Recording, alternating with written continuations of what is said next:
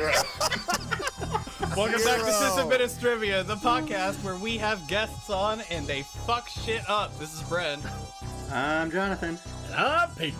All right, and with us we have, in alphabetical order, I guess, Johnny Xmas. And thanks for, announcing that I fucked something up when I didn't fuck anything up. It's not even the right order. All right, well, I'm Daryl Kellison, and D definitely comes before J. Holy shit. I wasn't aware there was more than one guest. Yes, we have Daryl and Johnny with us. We have to run this by the lawyers again. I was not informed that there would be another guest. All right, let's start this over. That changes my fee. It's too late now. So We're not starting this over. We're already started. We're restarting? Okay. No, I didn't want to really restart. Yeah. Okay. No, don't Come on, restart. let's keep going. It's Don't great. restart. It's going No, wonderful. dude, we Stop, test right? in prod.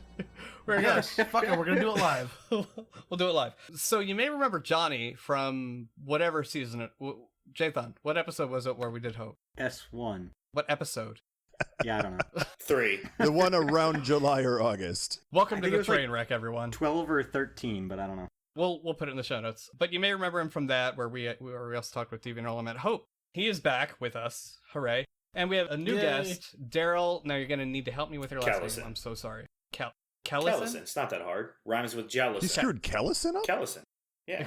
Okay, got it. What? Calisthenics? Whatever. No, Yeah, it's good. That's Cow intestine? Daryl Calisthenics with Yep. us. No, Daryl Kellison. And would you two like to share with us what you do? No. Okay. Have your lawyers cleared you talking Can I to us. can I share what Daryl does? There you go. Actually, no, don't. No, don't do that. 'Cause we were just discussing. Daryl actually has a lot of appeal to people. Thank you. Because of appealing. I see what you Total did inside there. joke. Yeah. See our Twitter for more info. Oh, don't tweet It that. actually has less info. No. Oh, We it's been didn't- we didn't tweeted. tweet the We're gonna- specifics. it's All already right, been well, tweeted. on that We didn't note, tweet see the you guys specifics. later. And I'm the only specifics were not guest. tweeted. This all worked out. There can be only one. There can. Don't worry, the specifics weren't included. Yeah. But I just included a quote from Johnny. Yeah, so this is really an episode about, you know what? Originally, Jthan and I went in with some questions that we wanted to ask both Johnny and Daryl, but doesn't really make sense to ask them. I mean, we'll probably ask one or two of our original questions, but we do have some probably more interesting topics that they can be more elucidating upon. Is that a word? I don't think that's a real word. I don't think. Probably not. I also elucidating like is a how word. you told all the listeners that there was these questions that now they will never even know. No, I'll And put we them in the can post show them. notes. Yeah, I'll put them in the show notes. Whatever. Well, as long as you post them but don't have the answers, that seems legit. Yes. Right. Well, that's the great show important thing. notes. That's how you seek Zen, of course. So we will. Can we play some Ravi we'll put them in the Shankar? show notes whether they get answered or not. But there might be some other info too. But to start with, I would like to ask all of you, what are you drinking tonight? Oh boy, me. Okay, Go first. Yeah, go ahead, Jthan. So, per the recommendation of many, I decided to pick up a bottle of Monkey Shoulder, which is a fairly inexpensive blended scotch. Pretty good. Smells better than it tastes, but not bad. Yeah. For $28 a bottle, I would buy it Ooh. I again. had the same $5 experience shit. with I like Monkey that. Shoulder. Yeah, you know me. I'm a fucking high roller. How much was it a bottle? $28 on sale. Oh wow, man. But alcohol's pretty cheap here compared to other places. $28 How on sale close for a does it normal taste? price of $29. How close would you say it tastes 32. to Monkey Shoulder? Also, What was that? How close does it taste to Monkey Shoulder? Like a real Like, monkey to an shoulder. actual, yeah, like if you bit a monkey on the shoulder. like It's been a on while. a scale of 1 to Monkey Shoulder. How accurate? Let him finish half the bottle and he'll let you know. I'm gonna give it There you give it go. about a 4.5. All right. Also, way to talk before the guests, asshat. yeah, That's fine. Yeah. I still gotta be me. I can't just Wow. turn it off. That Wow. was in my contract. So Son of a bitch. the guests at this point, I understand if you want to lodge a complaint against Jthan, we'll go ahead and get that put up the chain. You will hear from my lawyers. Please contact our HR department. All right. Daryl, what are you drinking? All right, well, this is my favorite time of year. Some would say because the weather is nice. I say it's because we can get Oktoberfest. So that's what I'm working Sure. with. Sweet, What brewery? Oktoberfest? Sam Adams Oktoberfest. Okay. it's good stuff, man. Johnny, what are you drinking? I am drinking something I just picked up on a motorcycle trip through the Bourbon Trail, which is a a bottle of the Wild Turkey Master's Keep from their Decades collection, which is just fucking delicious. It is way better than I was expecting from it. It might be my favorite bourbon in my cabinet right now. Well, you know what the best thing about Wild Turkey is, man, is it tastes phenomenal when it's coming back up, and you will let us know later. Well, their Master's collection isn't so bad. I will puke it right back in. And that's, I mean, I'll acknowledge that. Like, I'm not a fan of most of Wild Turkey stuff. Yeah, me neither. But man, like this Master's Keep batch is just excellent. Well, you know, man, you could probably puke that back up in the bottle and then call it Monkey Shoulder and sell it for $28 a bottle.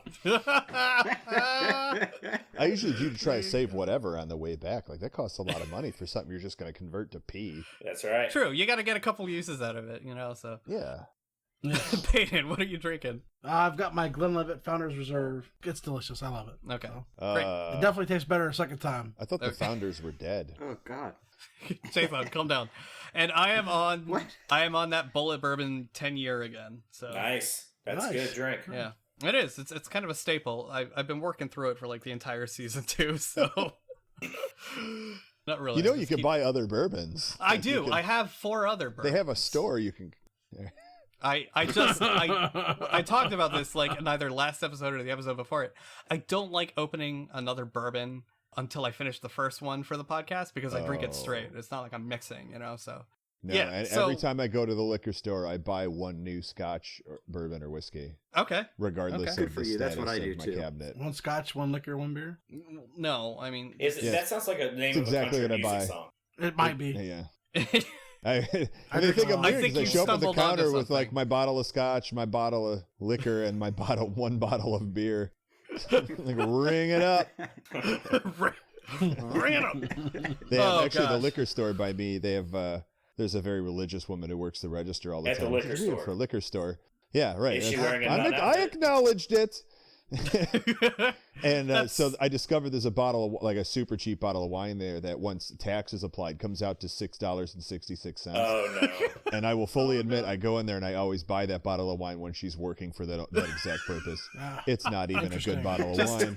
Just because she goes, ay, Dios mío, and she genuflects and everything. Like, it's an amazing bit of pageantry to get when you're having a bad day. Hold on, Johnny. What did she say that she said? She says, ay, Dios mío. Hold on, so she knows what burrito means. Yeah, oh, yeah. Nice. Yeah. For those that are listening that don't know, burrito actually means little donkey. So next time you're at Chipotle, enjoy ordering your little donkey. I love little donkeys. I love them too. Yeah. This episode is completely Don't do it at Chipotle, though, because donkey is actually on the secret menu, and they'll serve it up. And they will, too. I don't... That's what the carnitas is. Okay, so let's just move on from the donkeys. Let's do it. Let's move on. Peyton, you wanna share with us some things that have been happening in the news? Oh man, we got a whopper for you. So let's see now. First of all, what's that? Did Burger King finally get breached? All right, so the first thing we have is not a breach. China initiated a quantum call. China, fake news. They've been working on it for about China. They've been working on it for about 10 years. They did this call on Friday, which was last week. Being that we're recording on Wednesday, I would have hoped that was apparent. That would be the 6th. Okay, there we go. Of October. And it was the team from the Chinese Academy of Sciences, and they generated a secure key from a quantum satellite called Micius, M-I-C-I-U-S. The satellite then passed over Vienna, where the Austria Academy of Sciences received the key from the satellite, and then they initiated a video conference using the shared keys and a VPN. So this is a pretty spectacular deal. They've been working on it for a while, like I said. Check out the link. It's pretty neat. The next article we have is that Google is shaming websites that are not secure. They're going to start putting a not secure label when you enter data on an HTTP page on any HTTP pages visited in incognito mode. This will arrive in Chrome 62, which should be out later this month. So basically this will be applicable for 10 people in the whole world. Right. Hang on, man. Yeah. As a penetration tester. You're one of the 10, aren't you? Let me correct your statistics. Yeah, it's 12. It's more dire than we hope. Yeah.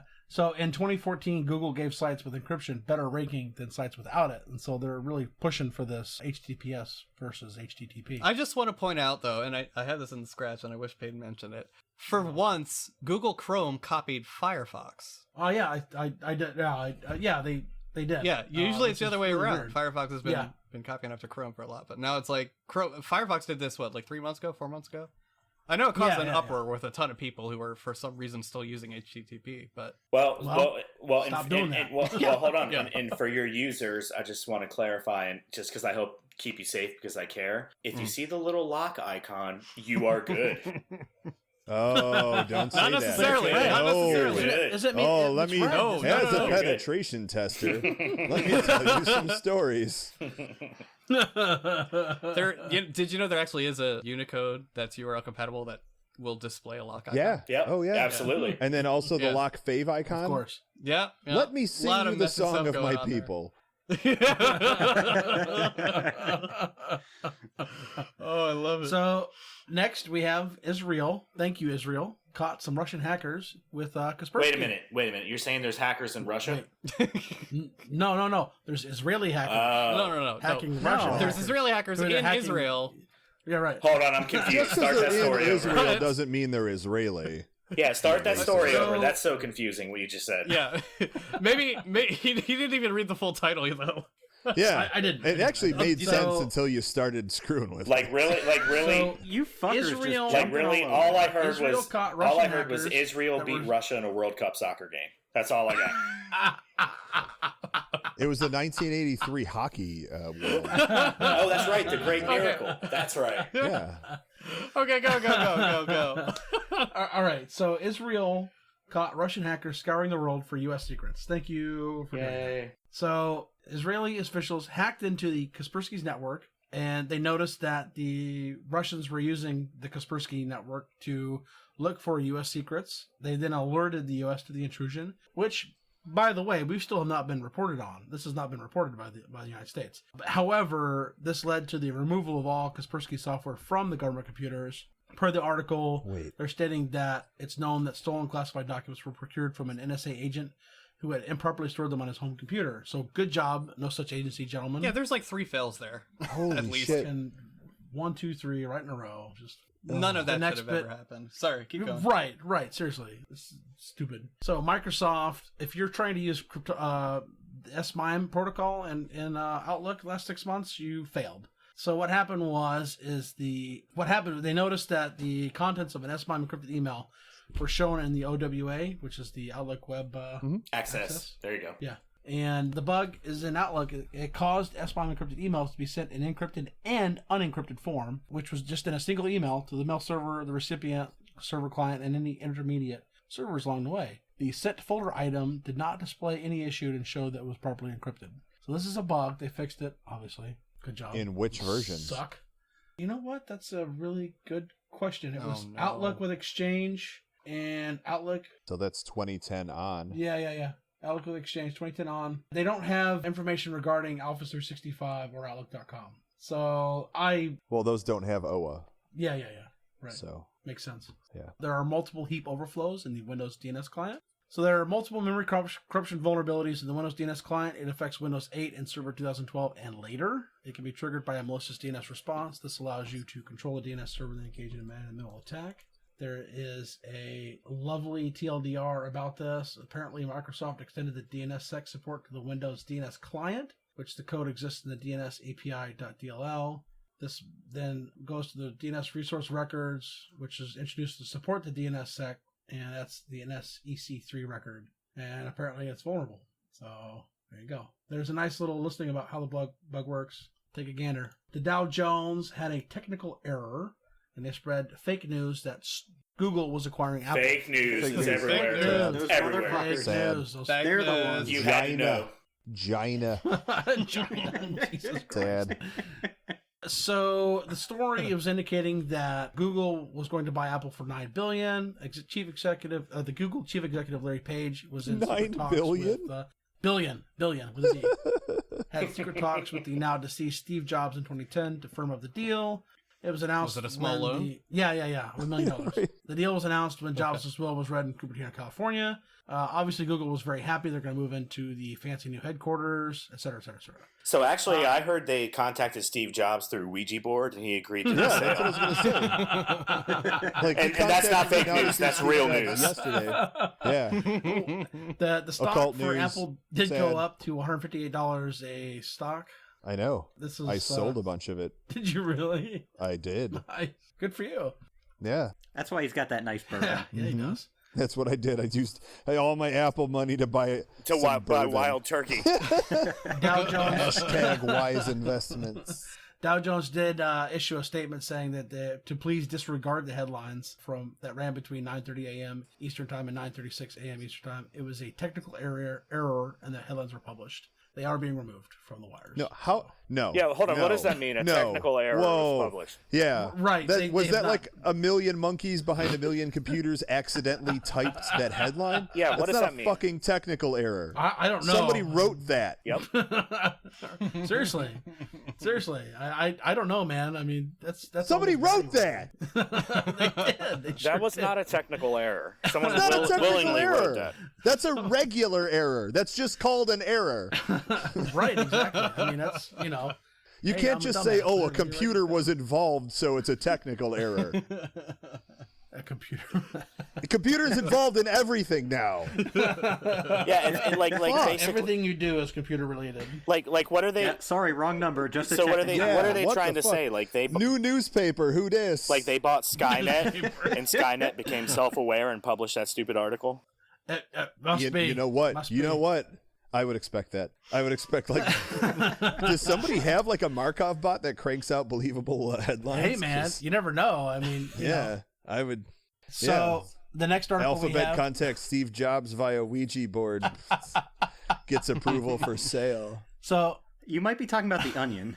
maybe Wait a minute, what's wrong with the Onion? Nothing. Their news is actually better than most of the real news. that's but true. Hey, do y'all remember Weekly World News with the Bat Boy stories and all that? They're back still in the day? around. Yeah. Still Oh, around. man. They have a website that is very popular. As it should be. What? Go look. What is the URL? I'll give you a guess. CNN.com. Yeah. Right. All right, listen. All right, we got a little bit more news to go through here, so let's get it done. Oh my Okay. god! So You're like my dad. with I'm this not sure. news. I'm not sure I'm saying this right, but Accenture left a huge trove of Accenture. Okay, all right. The accent is in the center of a censure. Accenture left a huge trove of highly sensitive data on exposed servers. So they used Amazon's S3 storage service, and it had hundreds of gigabytes of data. Fucking Why? stop. Hold downloaded on. the password. Why is What? anyone doing that still? Hang on. Look, Still? Hold on, I'll read the article to you. we get and at we'll- least you'll one of find these out. every week. Yeah, right. Yeah. So anyone with the address could download it without a password. And I'd just like to point out to our open directories that they would love this. It was 4 servers that contained the data that amounted to the keys of the kingdom. Not the keys of the kingdom. Keys to the kingdom. Oh no. Which kingdom? It was a different type. Each server had a range of different types of credentials, including private signing keys and passwords, most of which were stored in plain text. There were also master keys for its Amazon Web Service key management system, which, if stolen, obviously could allow an attacker full control over the company's encrypted data. So yeah, this is, Equifax worthy practically. And our last story, Equifax UK has been caught in a mega breach. Oh. They were originally reporting 400,000 Brits, but now it's up to 15.2 million. Fucking. This is from the same company that had a music major as their a master's in music as their head of Not security. relevant. Not relevant at all. Does not even matter. Not relevant. Doesn't matter. Stop fucking doing that. And that's paid with the news. Bump. So what'd you say? 15 million? 15 million. 15.2 million. Well, Target and Sony's like, that's cute. 15 million. Yeah, that's fuck that. Right. Can't even compete. Oh my god. So actually, you brought up an interesting point that I want to touch on, and I think Johnny does as well. If we go back to the whole Equifax Don't thing, tell me what I want. Johnny, I know what you want, Johnny. So here it comes. So tell him what Give he me some wants. of that I'm peel. telling you what you want, what you really, really want. So a lot of the big fallout from this whole Equifax thing was the fact that the CISO had a degree in musical composition, right? And really my thought process on that is, who cares? You know, I mean, I've met people that have master's degrees in cybersecurity, you know, masters in computer science, whatever, but don't know shit about computer security. So the question is whether you have relevant certs or you have a degree in, you know, InfoSec or whatever it is, does it really matter at the end of the day if you know how to do your job? I say no. Well, I don't know that she knows how to do her job necessarily. Well, but I mean, right, and that's all well and good, and that's fine, and that may have been proven, and that's not the point. The point is that you're picking on somebody, and at least it was like this in the InfoSec realm. Like, you're picking on somebody for not having a proper degree or certification in their field, while at the same time, for decades, you have been picking on people for having proper certifications and degrees in their realm. So which fucking is it? Oh, yeah. No, I agree completely on that. Absolutely. Like, should you have a degree in InfoSec? Or should you not have a degree in InfoSec? You got to pick a fucking side. You can't just make fun of everybody all the time. I mean, because that's what bullies do, and bullies are usually covering up for their own ineptitude. Well, look, Johnny, we know that there's always got to be a scapegoat, right? But if we take this at even more finite level than this, think about your company and the people that define the password policy for your company. Have they ever cracked a password in their life? Fuck no. No, they have not. No, they haven't. But they're somehow in this position where they get to define what a strong password could be. And that's really what the problem is with the information security community right now. It's run by a bunch of people that are members of a clique and like a good old boy club, that people that actually know what the hell they're talking about can never be a part of. Well, I wanted to mention that has not been my experience, not been my personal experience. I've found that the policy writers at least the pair of enterprises that I've worked at in the past have been at it for decades and have been at it for so long that an 8-character or 10-character password with numbers and capital letters required is so far beyond complex compared to the policies they've had in the past that this seems like a perfect balance between secure and user happiness, which is pretty much that's the other ingredient that goes into the policy, is keeping the users relatively happy. We actually have go ahead. We have an episode 1 actually where we talked with Matt, that IT guy, whatever his name is, Matt Crape. Matt Crape. Thank you. We talked about certs and sort of had the same sentiment. S02E18. And we also have 2 episodes at this point where we talk about passwords, and it's sort of the same thing. No. We have like 5 different episodes where we talk about passwords. But we also brought up news. But hold on. We talk originally about certs and how I personally don't believe they're required to do a good job. It all depends on the individual and how motivated they are and all that. I talk about that a lot in S02E18.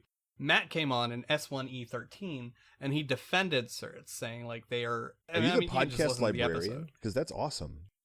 Well, look, I'm not saying a cert is worthless, but a cert shouldn't be the measurement of your competency.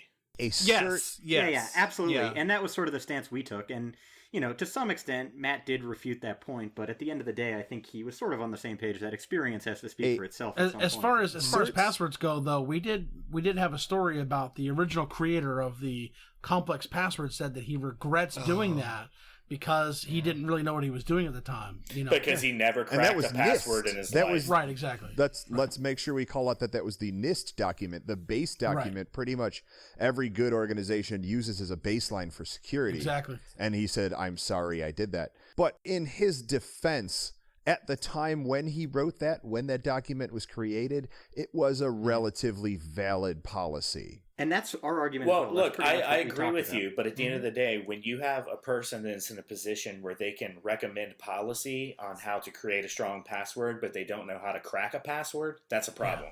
Yeah. Right. Yeah. And cert, to go back to the certs, the value of a cert varies based on context.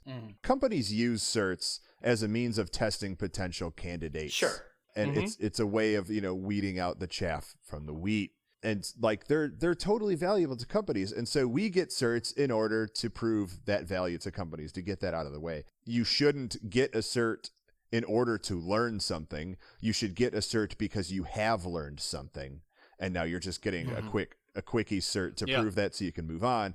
Otherwise, like, anyone can write down that that they have a CCIE level of competency in network engineering on a fucking resume, and it's going to get down to like the technical interview before you realize this guy's full of shit. Whereas, like, at least if you could validate that they have a cert, like that they have a CCIE and that it's currently valid, you could go, okay, this guy at least definitely knows this basic level of shit, and that's, and let's now talk to him and see where that goes. It is a means of proving that you know something, but it's not, it only proves up to the level of knowledge that cert requires. It's not bullshit. I mean, there are absolute scam bullshit certs out there. Yeah. AC Council. And there's like some like Bernie Madoff level, like, invented garbage certifications out there that are literally just scamming people out of money for nothing. That happened, I want to say 2011, 2012. Like post Target breach, you saw this gargantuan spike in everyone under the sun offering InfoSec certifications. Oh yeah. And so you do have to take into consideration the reputation of the certifying body. I'm not going to accept Frank's a CCIE from Frank's Cisco shop, like that's not a valid, but like Cisco's CCIE, totally great. Things like that. Well, hold on. I think we're getting a little off base from my original point, right? And it's probably because we're all drinking. But all right, here. Let me go back to what I said before the show. Yeah. As somebody who went to college on a music scholarship, fuck anyone who's saying a musician can't be in the InfoSec field and has no right to be in InfoSec leadership. Let me give you a real world example of what I'm trying to communicate. Okay. I just did. Well, no. I meant a good one. I meant one that's valid. Oh. So, all right, you paid me to be here. I didn't pay you. I got paid. Somebody did. All Somebody gave me this gargantuan check. Somebody came to my door with a huge check. It was like Publishers Clearinghouse. It was awesome. Had my name on it. That's great. You go ahead and cash that check, right? By all means. I can't get it through the door. That's a personal problem to me. So check this out, right? So the point I'm trying to make is we have people that define password policies that don't understand how to crack a password. We'll take another institution like ISC Squared, for example, right? They maintain the CISP, which is the most illustrious security certification, right? So anyways, ISC Squared has a board of directors. Who are these people? What have they done? Why are they qualified to be there? So a couple of years ago, Chris Nickerson, I don't know if everyone knows Chris Nickerson, but to give you a quick background. Name dropper. So you know about Nickerson. So Nickerson's been around for a long time, right? And basically, if there was a book that was written about red teaming, he likely wrote it. So anyways, Chris Nickerson basically applies to get on the board of directors for ISC Squared. Mm-hmm. And they make it so difficult for him to do that. They said, you have to get this petition. You have to have this many people sign it. It's basically the equivalent of if you wanted to run for a public office as like a libertarian, the Republicans and the Democrats would make it so difficult for you to do it. So, right, so you're going back to the good old boys. Yeah. So anyway, so Nickerson wants to become part of a board of directors or whatever you call it that maintain this illustrious security entity that exists in the industry. But he can't because he's not a part of that clique. And that's the problem, I think, that going on with the InfoSec like community right now. If I can counter that, please do, Johnny. I was hoping you would. Yeah, sure. And I'm actually, I will. I'm actually. So while to not completely counter it, you're not wrong. You're definitely not wrong. Thank you. However, there in the last big shuffle up over at ISC Squared, there have been a number of people who have gotten onto the board who are a member of the same clique that Nickerson is in. I will specifically name Wim Reams and Dave Kennedy. Oh, I didn't know Kennedy was on it.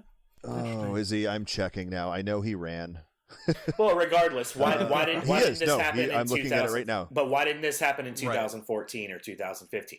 No, you're totally right. And and the only reason those two are on there is because InfoSec really started to become huge, and these two gained such a massive following of people who were forced to get their CISSP for one reason or another and were pissed off by the process by which they had to get it. They were pissed off that they had to get it in the first place. They were pissed off by the content of the exam, and there were just enough of them. And by them, I include myself, so I'll say us, that when people who really wanted to change the way the industry of InfoSec is, not the community, but the industry. And I think that's what you mean by the good old boys club, is the industry, the suits in InfoSec.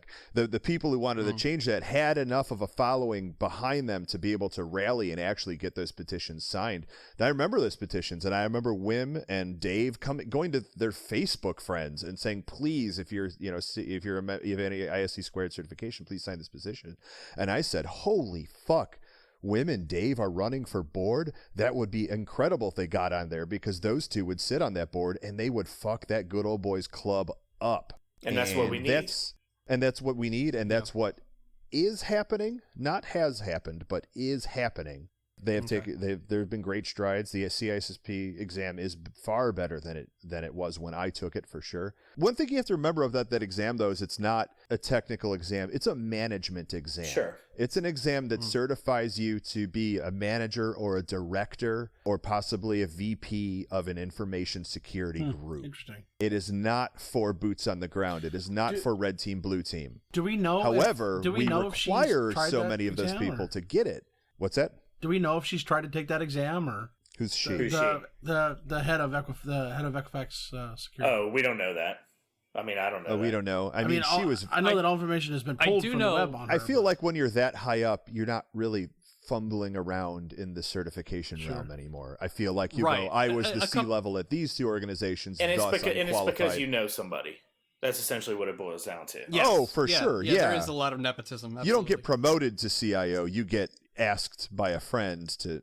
But Johnny, like what you're saying, it's cool that like Wim and like Dave Kennedy are on the board now. But back to my original statement, Chris Nickerson tried this in 2014, 2015. He had the required signatures, and there's still the bureaucracy of, oh, you submitted it at 5:00 Mountain Time. You had to submit it by 5:00 Eastern Time.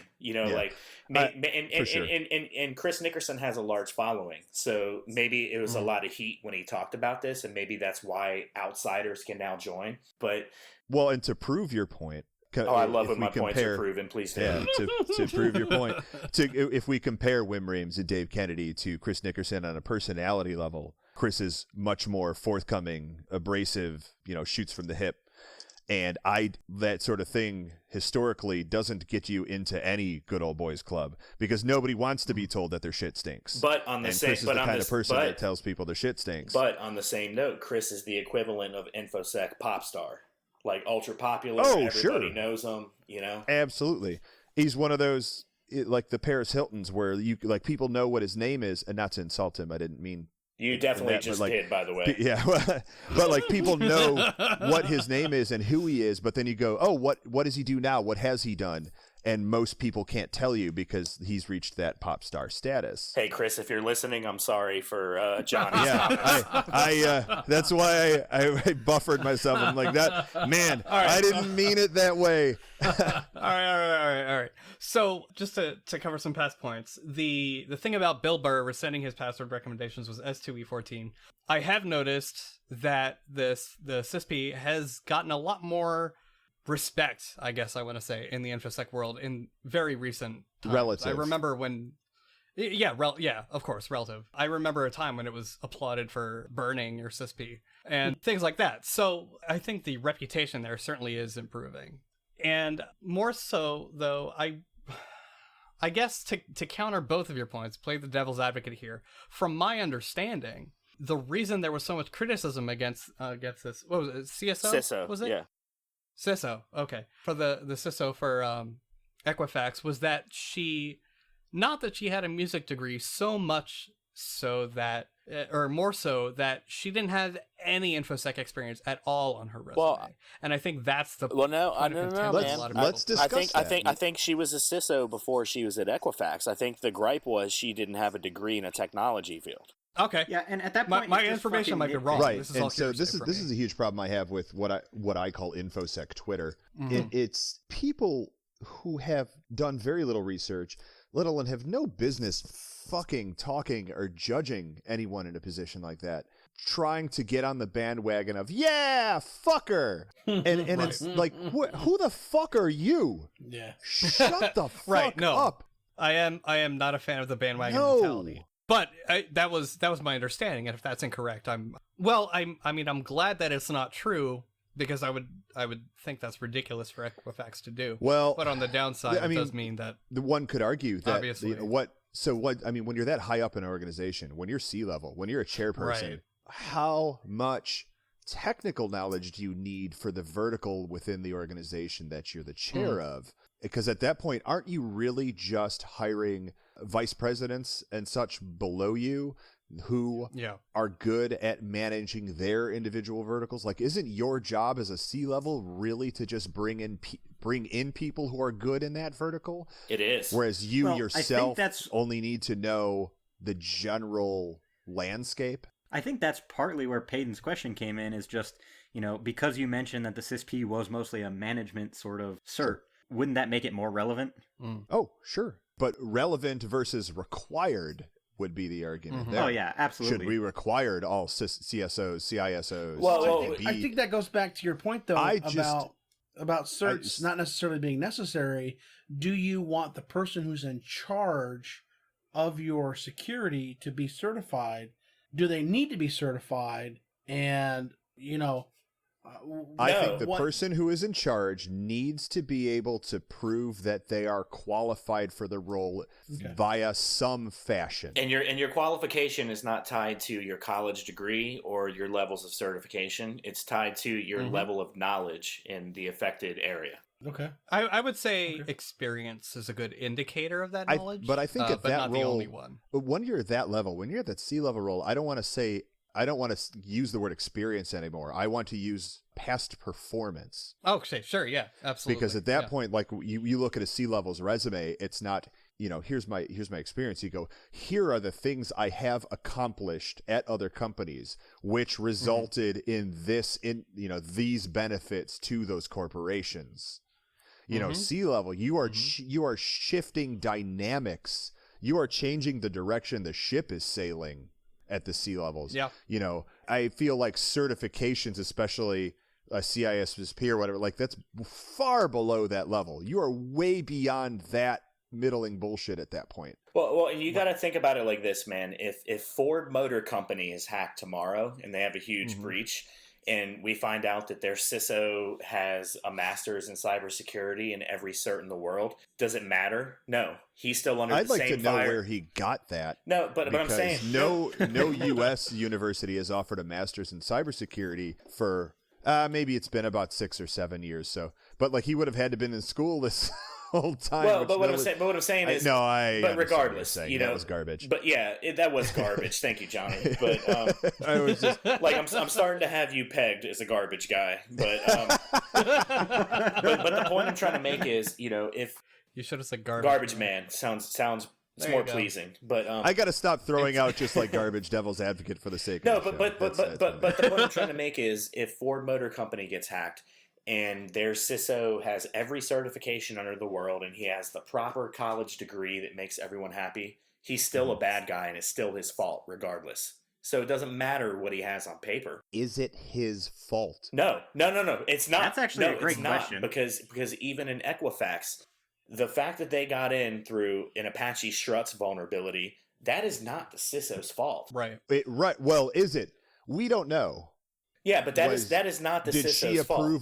Did that CISO approve a policy that allowed that wide of a gap for that vulnerability? More to the point, it may not even be the CISO's fault. It may not be due to policy. Right. My point is, we don't have enough facts to know who was at fault there. Sure. Well, answer me this question. We know it was a missing patch. Is there a such thing as a 100% effective patching solution?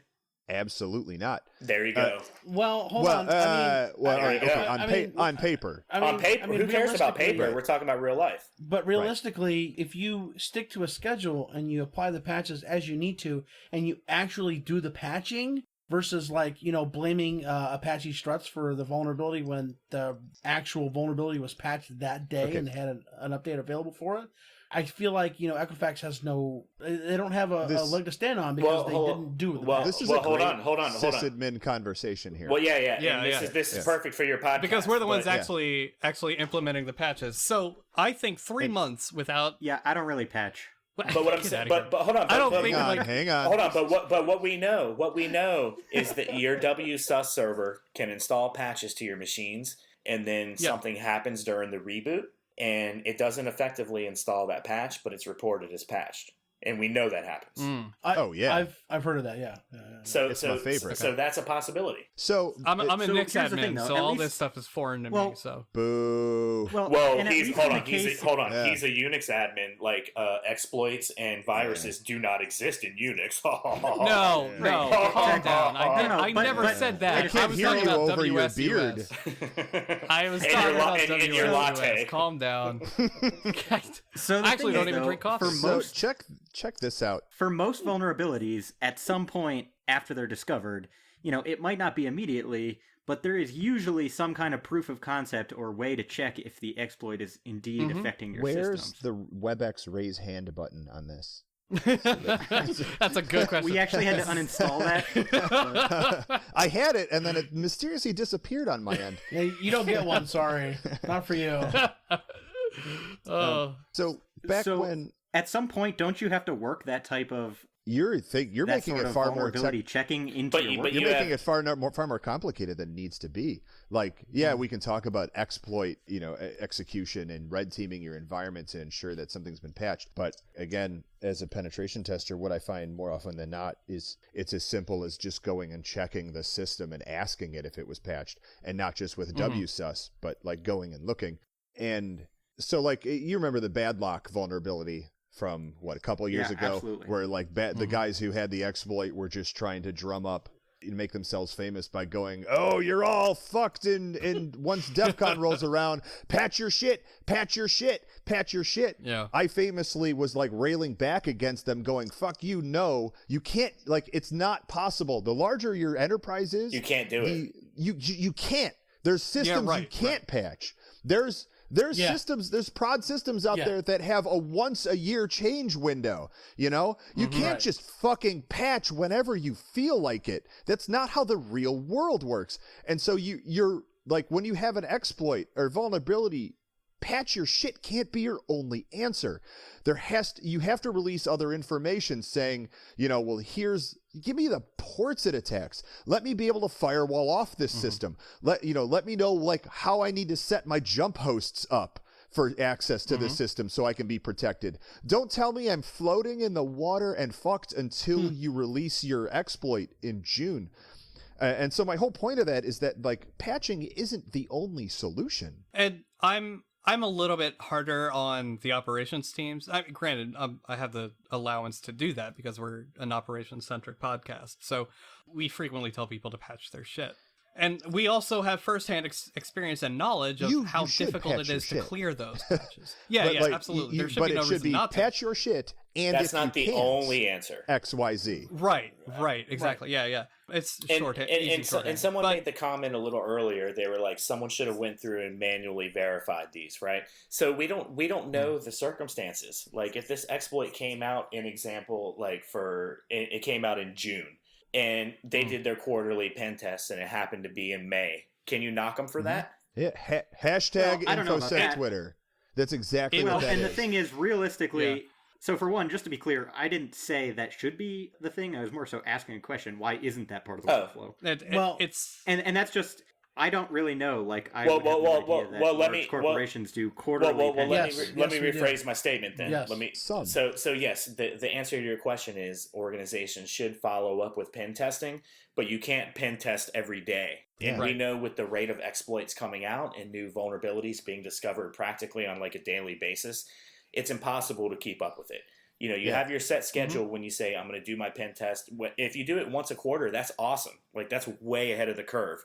But anytime, unfortunately, if you have a new vulnerability that comes out that's within that quarter time period and then it's exploited and you hit the media, it's automatic, it's the CISO's fault. When it's not necessarily the CISO's fault, we don't have enough information to say that accurately. And these CISOs that are taking the fall and retiring or quitting, That's what they're doing. They're taking the fall. They are volunteering to be a scapegoat to save the face of the company. Yeah.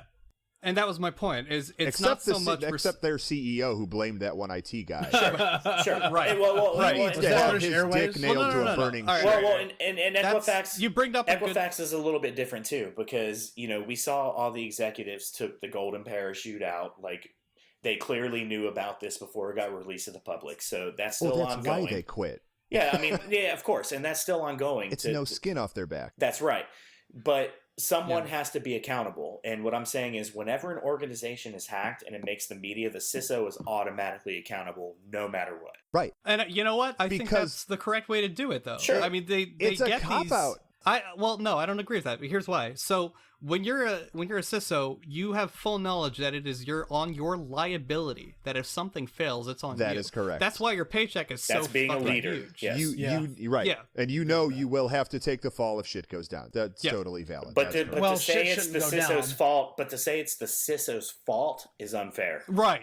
Fall is unfair. That's Absolutely. the problem. Correct. So I guess Peyton just said something too, that shit does go down. And I think it's an interesting point because, more and more we do see this kind of stuff happening. In you guys' opinion, do you think is it reasonable? Is it just that we are working with more and more data and more customers, so this is inevitable?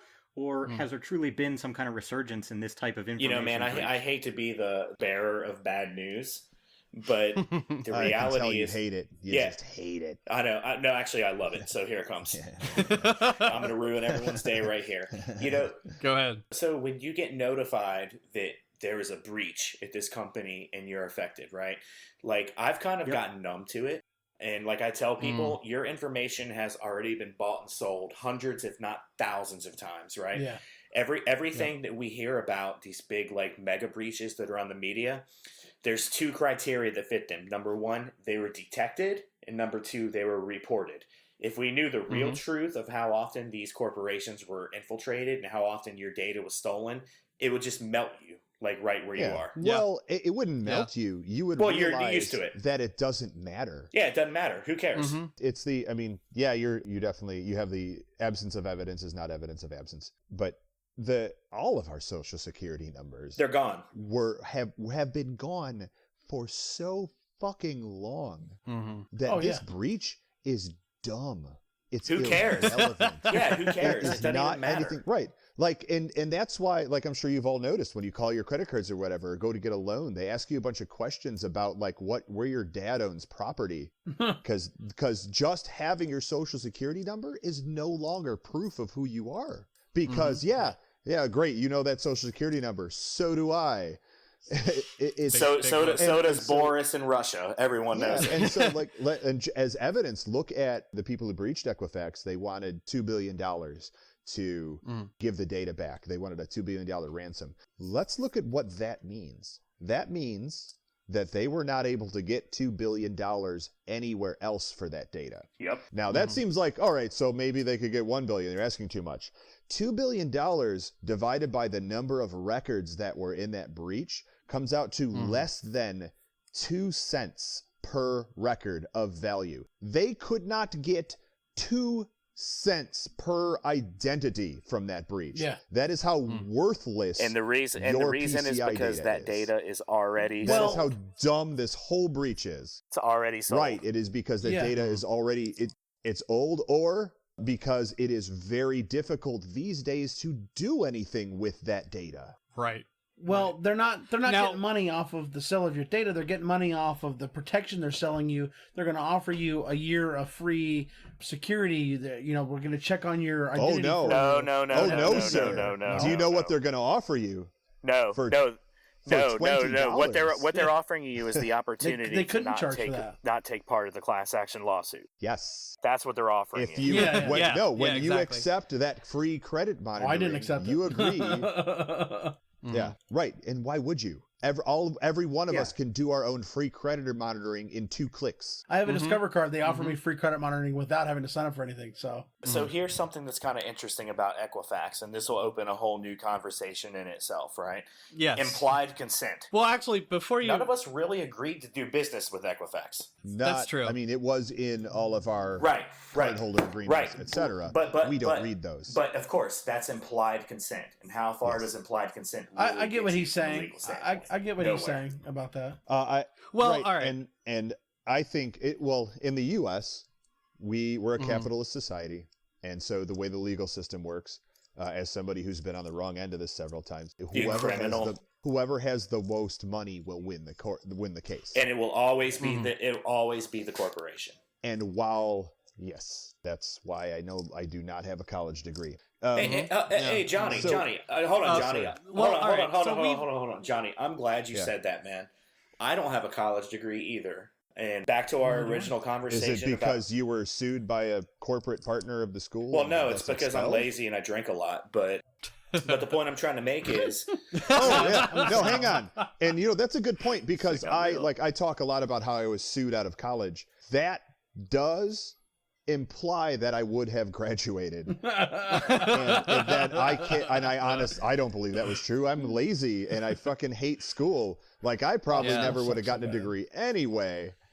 But sure. Hold on, but I'm with you. But the point I'm trying to make is I don't have a college degree, but yet I lead a red team for an international financial institution. Why is that? Because I can hack the shit out of some computers. It's not because I have a college degree. You know what? I don't think we actually introed ourselves and why we're qualified to be talking shit whatsoever. So yeah, there's that. We're just some idiots on a mic. Just drunk guys just talking shit. But the point I'm trying to make is Johnny and I are both accomplished penetration testers, accomplished red teamers. Neither of us have a college degree. How does that work? Yeah.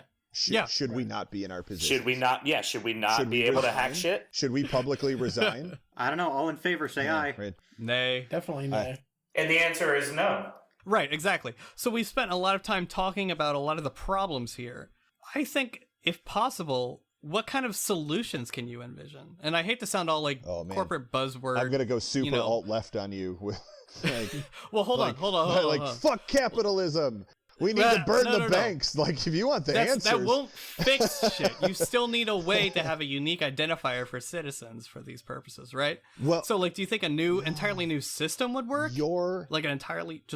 Start over from scratch? How do we address this? You acknowledging that this system does anything and has ever done anything is already invalidating your line of questioning. It is. And hold on, and Johnny, I'll let you finish in a second, but let me make this point. If we talk about credit specific, let me finish. Can I finish? I'm sorry, Johnny. You go ahead, Johnny. No, go ahead. All right. Well, go ahead. You're far more eloquent than I am, and you'll probably say it better. Yeah, so pulling my Kanye, let me just say that if we talk about credit specifically, you can hold on. You can talk to 10 different people that are credit experts, and not a single one of them can tell you how credit works. So the whole system is flawed. It's a made up system. There's no merit to it, and no one can tell you how to fix credit it. Experts. Yeah, those credit experts will charge you money for that advice. I've had people tell me, "Oh yeah, go and charge up and then pay it all off at once." And I've had other people tell me, "Charge up a little bit and then make payments." But it's all contextual. It depends where you are. Exactly. Keep a balance. What your goal is. Exactly. And to get credit is just ridiculous. Tell me that doesn't sound like a 1%er scam against the working class. Yep. Right. I mean, I told you I'm going to go alt left on all of you. No. It's all right. The point is we're in a position where we can bitch about it or we can look for ways to fix it that we are Americans, are pragmatic. And we will bitch. Yep.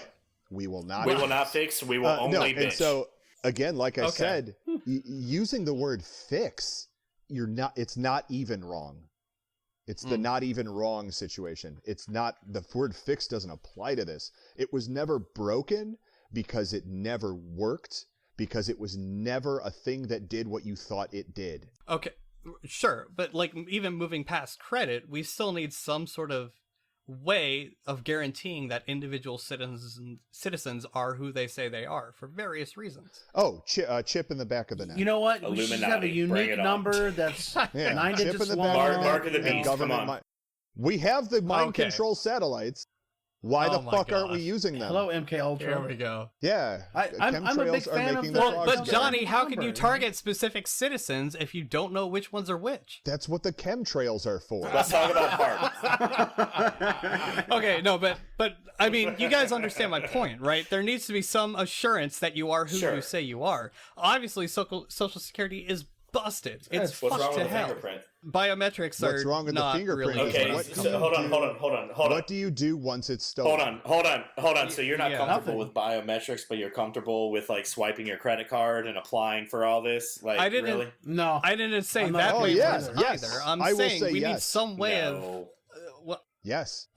We need some way of addressing this better than it's being addressed. I don't. and has been Okay, addressed. so we as consumers, we as the swipers, and here's like you ask, oh, but you're comfortable swiping your credit card? Absolutely, 100%. Because what happens when that credit card gets stolen? I just get another fucking credit card. Yeah. I can't get another hand. I mean, Oh, you can. Which is, can, and that's that. And but I know I can, and I'm a dark web researcher. You lose I the- can fucking get hands. you lose it may be that from a dead respect, you know. person, but So the point is, like, I as a consumer am protected, which is great. Wait a minute, isn't that a Metasploit command? Get hands? Get hands. Yeah, I think it's an right. interpreter command.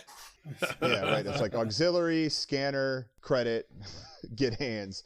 So like we're protected. And actually, it took a long time for Congress to pass that fucking law. The problem is now that the punishments levied against these corporations that do leak our data are not Nothing. large enough. It's the old. So remember, like Howard Stern. Everyone knows Howard Stern, huge radio DJ who got away with saying the filthiest, most obscene, most FCC violating shit on public radio ever. Got away with it because they would go, every time you say the F word, that's $1,000. Who cares? Or it's like $100. And you go, yeah, what? it's- Fucking fine. I'm making $3 million a fucking episode. Yeah. I am, Yeah. what? Yeah, just tell me how much to write the check for and I'll have my accountant do it. I don't want to hear from you. Yeah. And that's what's going Yeah. on with these corporations. They're going, oh, that's $1 million fine. cares? And Equifax, who has like $3.5 billion in fucking liquid capital, Yeah. doesn't give a shit. Oh, Right. oh, great. Here's You guys $10,000. posed the original That's what we spent on question, lunch. too. So you guys posed the original question too about hacking insurance, right? So I can guarantee yeah. you that Equifax has a very large insurance policy. So when they sure lose they this do. class action lawsuit and they have to pay $2-3 billion, their insurance policy is going to cover it. It means nothing to them. Absolutely. Nothing. There's no And consequence. So I have a question about that too, along the same lines.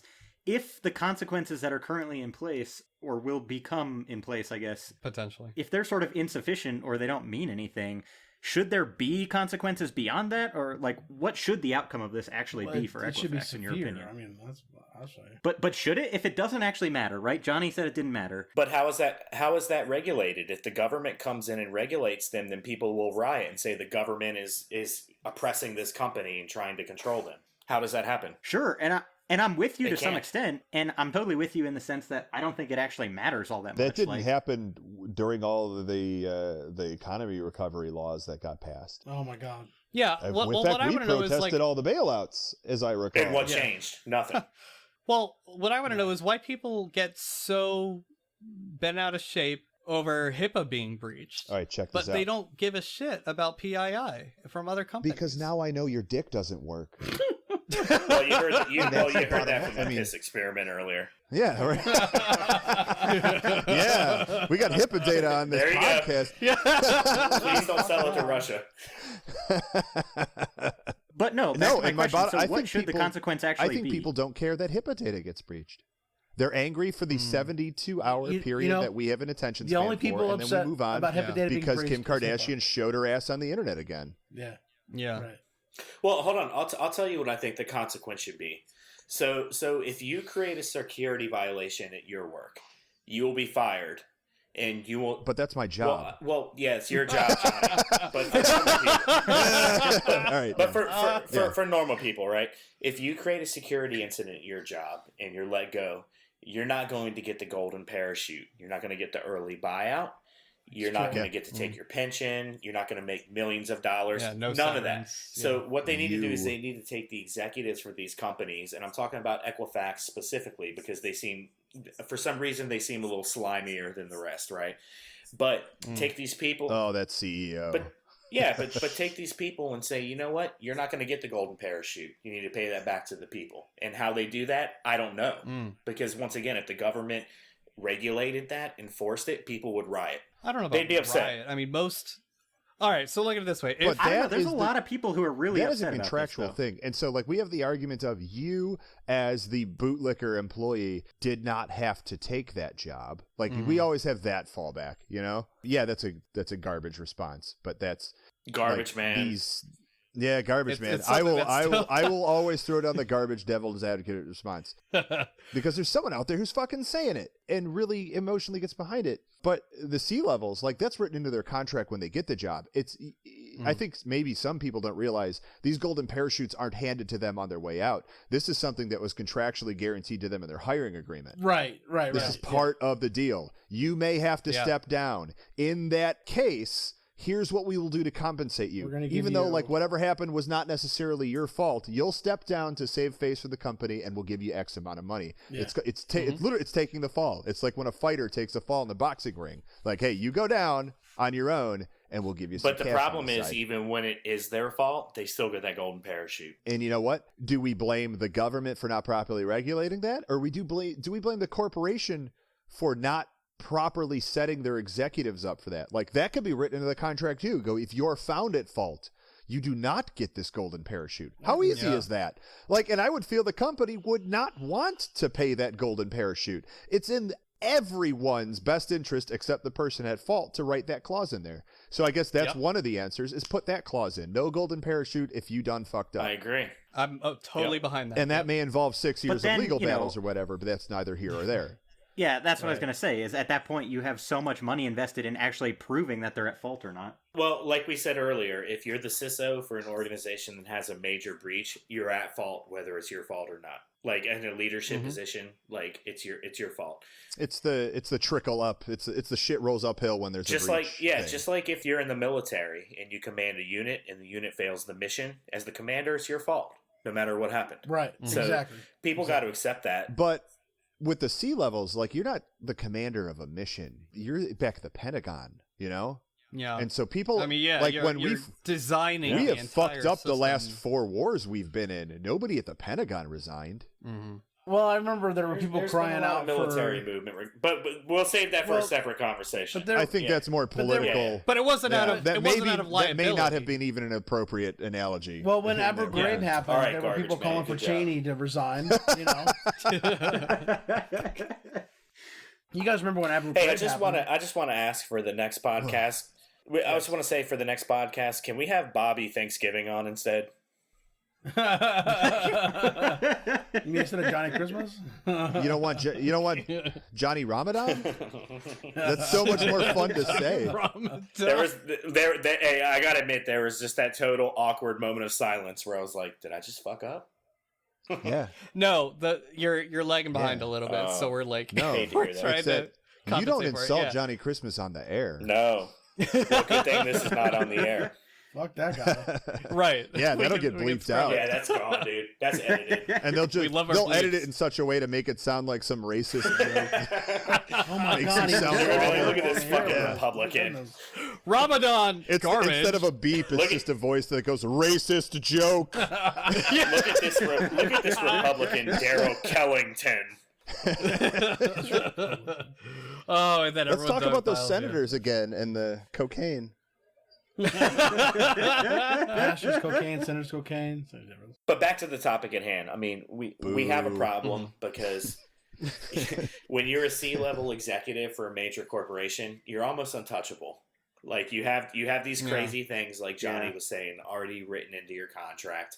So who cares? Or you don't take the job, because that's the other thing. Like that's expected. Well, and if you get a contract as a C-level that doesn't have that in, you can pass and go somewhere else. Because like once you're getting C-level jobs, it's like being a really good pen tester. You can just go somewhere else. Yep. I don't gotta be here. Like, you guys want me or not? Because I can fuck off. The thing is, like what you're saying. I mean, I agree with you completely. Well. Hold on. I disagree with that a little bit because.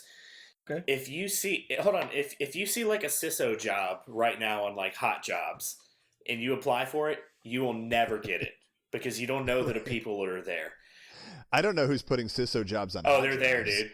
Actually, a matter of fact, the CISO job for Equifax was on Hot Job, which is kind of funny. Oh my god, which is kind of funny. But the point I'm trying to make is, I guess I actually they probably have a requirement to publicly post the position as per HR. But whether it's Hot Jobs or whatever, the point is when you're applying for a C-level job, it's because you already know someone else who's already in a C-level position. You're not applying. They already know you're going to get it. Right. You're just saying, I want it. Yeah, sure. Right, but then to counter that, well, not even counter, but also like another sub chunk of that is if an addendum. Yeah. If as an existing C-level who's looking for other C-level work, you're probably trying to move up in status. So like you want to move up from our target to an Equifax. And so then that kind of gives Equifax the leg up to be like, all right, we'll hire you, but no golden parachute or a shitty golden parachute. So like when you're the size of something like Equifax, that is, one of the largest corporations on the planet of Earth, you can maybe have that level of leverage and you don't have to succumb to the whims of the people you're hiring so much because so many multitudes of people are going to want that prestigious role. Well, I was going to say, who do you answer to really when you're the CSO of Equifax? You don't answer to the public. You don't answer to the employees even. You answer to the board. You answer to the shareholders. Right, as exactly. Your answer. Right. Yeah. So, but keep in mind, all the flack this CISO got, she wasn't the one sitting in front of the Senate testifying. Right. That wasn't her. That was the CEO. Sure. I would argue that's not her job ever. I would argue that's always the CEO's job to testify to the government in front of Congress. I think that's the leader of your organization. Well, hold on, that's not true. When we had the issues with Metallica, when we had issues, toke it up. So yeah, was that? Yeah, did we? Yeah. All right. But remember when the Affordable Care Act was coming out and they had healthcare.gov. And there was all those issues. That was not the CEO or the CTO of HHS that was there. That was the CISO of CMS that was there testifying in front of Congress. I still argue that is not their job. But they were there. Oh, sure. I mean, we've been fucking up as a country for a very long time. No. Get the fuck out of here. Okay. So that was a really great discussion. Testified to Congress against Napster. Like, was that Metallica's job? No. Well, they made it their job. Fuck Metallica too. Right. In that regard. And so they did. Either that CISO made it his job or that company made it that CISO's job. I feel both of those situations are fucked up. You know who would never. That's my objective opinion. You know who would never testify in front of Congress? The Wu-Tang Clan. They never would. No, didn't they? No. Oh, I'm Googling. All right. Johnny Christmas, I'm coming to your house right now with a spiked ball bat. They did not. They did not. No. Wait. They no, hold on. They are suing Martin That's not Shkreli testifying in front of Congress. That's a whole separate. Congress. That's Congress. A separate. Yeah. Wait, why are they suing him? He disclosed their album. I thought that was part of the contract. He posted it. That was well within his rights. No, part of the contract was he could never disclose that album. Then the contract I read that he posted said he was able to do with it whatever as he sees fit. Fake news, and it would be in his. Yeah. Well, no, I mean like that. I would believe fake news coming from Martin Shkreli. Like he trolls on the internet constantly, so I may have read a fucking doctored contract that he posted. I would 100% believe that's what happened. Yeah, no, dude, I'm gonna tell you straight up, man. If there's some people on the face of this earth that have checked everything, it's the Wu-Tang Clan. Yeah, right. So, way more than first, like I just want to check. Way more than Public Enemy. Absolutely. Right. Johnny and Daryl, do you have time to discuss one more sort of related topic? I would hope so. can we have a moment to confer with each other? Yeah. Hold on. So Johnny, this is very important. Do we want to talk about InfoSec or Wu-Tang Clan? I'm going for Wu-Tang Clan. Whatever it is that Jthan asks. InfoSec or Wu-Tang Clan? Is that the question? Yeah, I'm going for Wu-Tang Clan. I believe that is. I submit that the two are not separate entities. They're not mutually There you go. exclusive. You cannot discuss Truly, one Wu-Tang without Clan. discussing the other. And if you can, you don't understand either. Yeah. I kind of really secretly hope that ODB was like pursuing a CISP before. Hold on, but if you can make that separation, then you are definitely qualified to be a CISO. There you go. Valid. All right, I will concede that fact. That's how you do it. So this is sort of relevant. Again, I'm not trying to like push us through, but this is pretty long for an episode for us. Except the shit show. Even then, it's not that long. It's edited down. It's going to be about an hour. So. But we talked about how... Are you going to edit out all of my garbage Equifax... responses? Oh, dude, this has been a total shit show. All right, what is it, Jthan? And so it's just going to be Daryl calling me a garbage man for, like, unknown reasons. They're going to be like, on episode 56, Daryl calls Johnny garbage man repeatedly. Yeah, just whatever, garbage man. Okay, it's going garbage in the notes, man. It's going in the notes. There. What happened? Jthan. Go, Jthan. Jthan. What are you going to ask him? Jthan, Episode 56, in which Daryl calls Johnny Garbage Man 6 times. And he pisses very Jthan. disturbingly. Question. And pisses. And Johnny diagnoses question! Go, Jthan. Go. You have to get it out, dude. Come on, man. Yeah, come on. Moving along Let's get now. serious. This is God damn Oh, it. here we go. Yeah, come on, Daryl's going to have to pee again. Related because we were talking about not having a degree in cybersecurity or whatever. So this was sort of on the list of things we sent you, but how do you propose someone actually prepares himself for a career in InfoSec? Or, more specifically, how do you get started or perhaps break into the field? This is the worst question ever. I know. This is the All right, Johnny, do you want to slay it first or do you want me to? I know, you get asked it a ton. Not have enough liquor for the rage this incites in me. Yeah, so let's do this. I'll present my end of the deal. And then Daryl will counter with a level-headed response. Good luck with that. That's far more cohesive. Okay. So, for the audience of this podcast, of whom I assume is primarily sysadmins, possibly network admins, etc., some form of sysadmin, I would say yes. Please pursue a career in InfoSec because you're the people we are desperately trying to get in here. What we are getting instead is people who heard InfoSec pays a lot and I get to rob banks. And so I'm going to go to school and get an InfoSec degree and show up with -0 fucking experience or knowledge and ask for money. And I, as a hiring manager, have to hire you because you are the only person who has applied for this job. You are the best person who has applied for this job, and it's fucking terrible, and that's why shit sucks right now. Whereas, like, if you show up with legit sysadmin, legit network admin, 3, 5, 6, 7, 8 years experience and go, I really love the security aspect of what I do. I'm really trying to push for it where I'm at now, but I don't really have the leeway with the constraints that are on me to do that. And I'd like to really be able to oversee this aspect of an enterprise culture full time.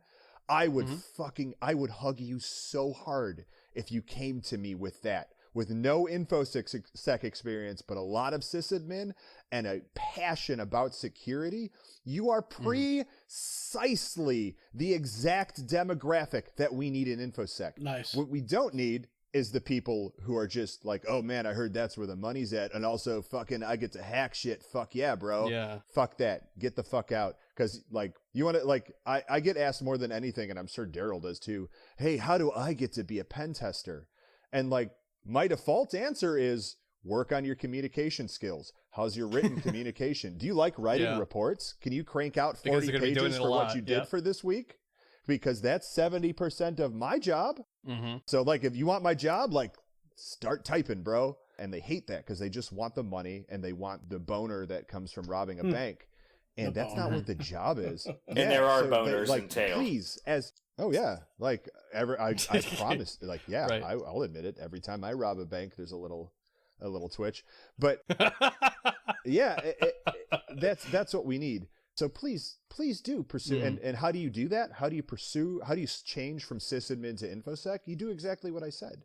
You come in with that, and you may as a seasoned sysadmin have to take a pay cut at first, because you're going into a realm where you're not going to be super effective, because you may have to go into a base analyst role in a SOC or something. Yeah, I mean, it's a total mentality. You're going to have to take an ego hit and a pay cut.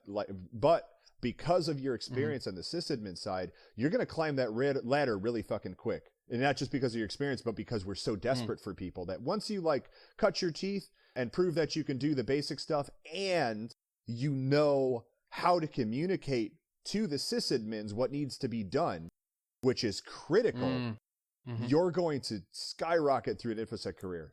Now, the downside to that is I personally feel that InfoSec, this bubble's going to pop very soon. I give it 5 to 7 years, and the InfoSec teams at all companies is going to shrink drastically, because InfoSec is being taught now to network engineers, to SQL, to DBAs, to network engineers. This is a basic part of their jobs now. So when these kids come out of school and go to be DBAs and network engineers, they already know a ton of the secure shit. They know to look for it themselves. They know how to audit for it. They will then know, as network managers of a networking team, to audit for and look for this secure shit, to the point where you don't need as big of an InfoSec team at your company doing that work. So it's, either or. But if you want to move up in InfoSec and eventually move into InfoSec management, which will always be there for sure. Most large companies will always have a SOC. We'll always need malware reversers. We'll always need, just people who really know how to dig deep into hunting. That'll always be there. But as far as internal corporate auditing and things like that's really going to shrink, I feel. But if you have that passion for security and not a passion for the paycheck, you're absolutely who we want. Because I always say, I can teach a monkey to do my job. I could teach a monkey to rob a bank. I could teach a monkey to fucking run Responder. I can't teach a monkey to give a shit about it.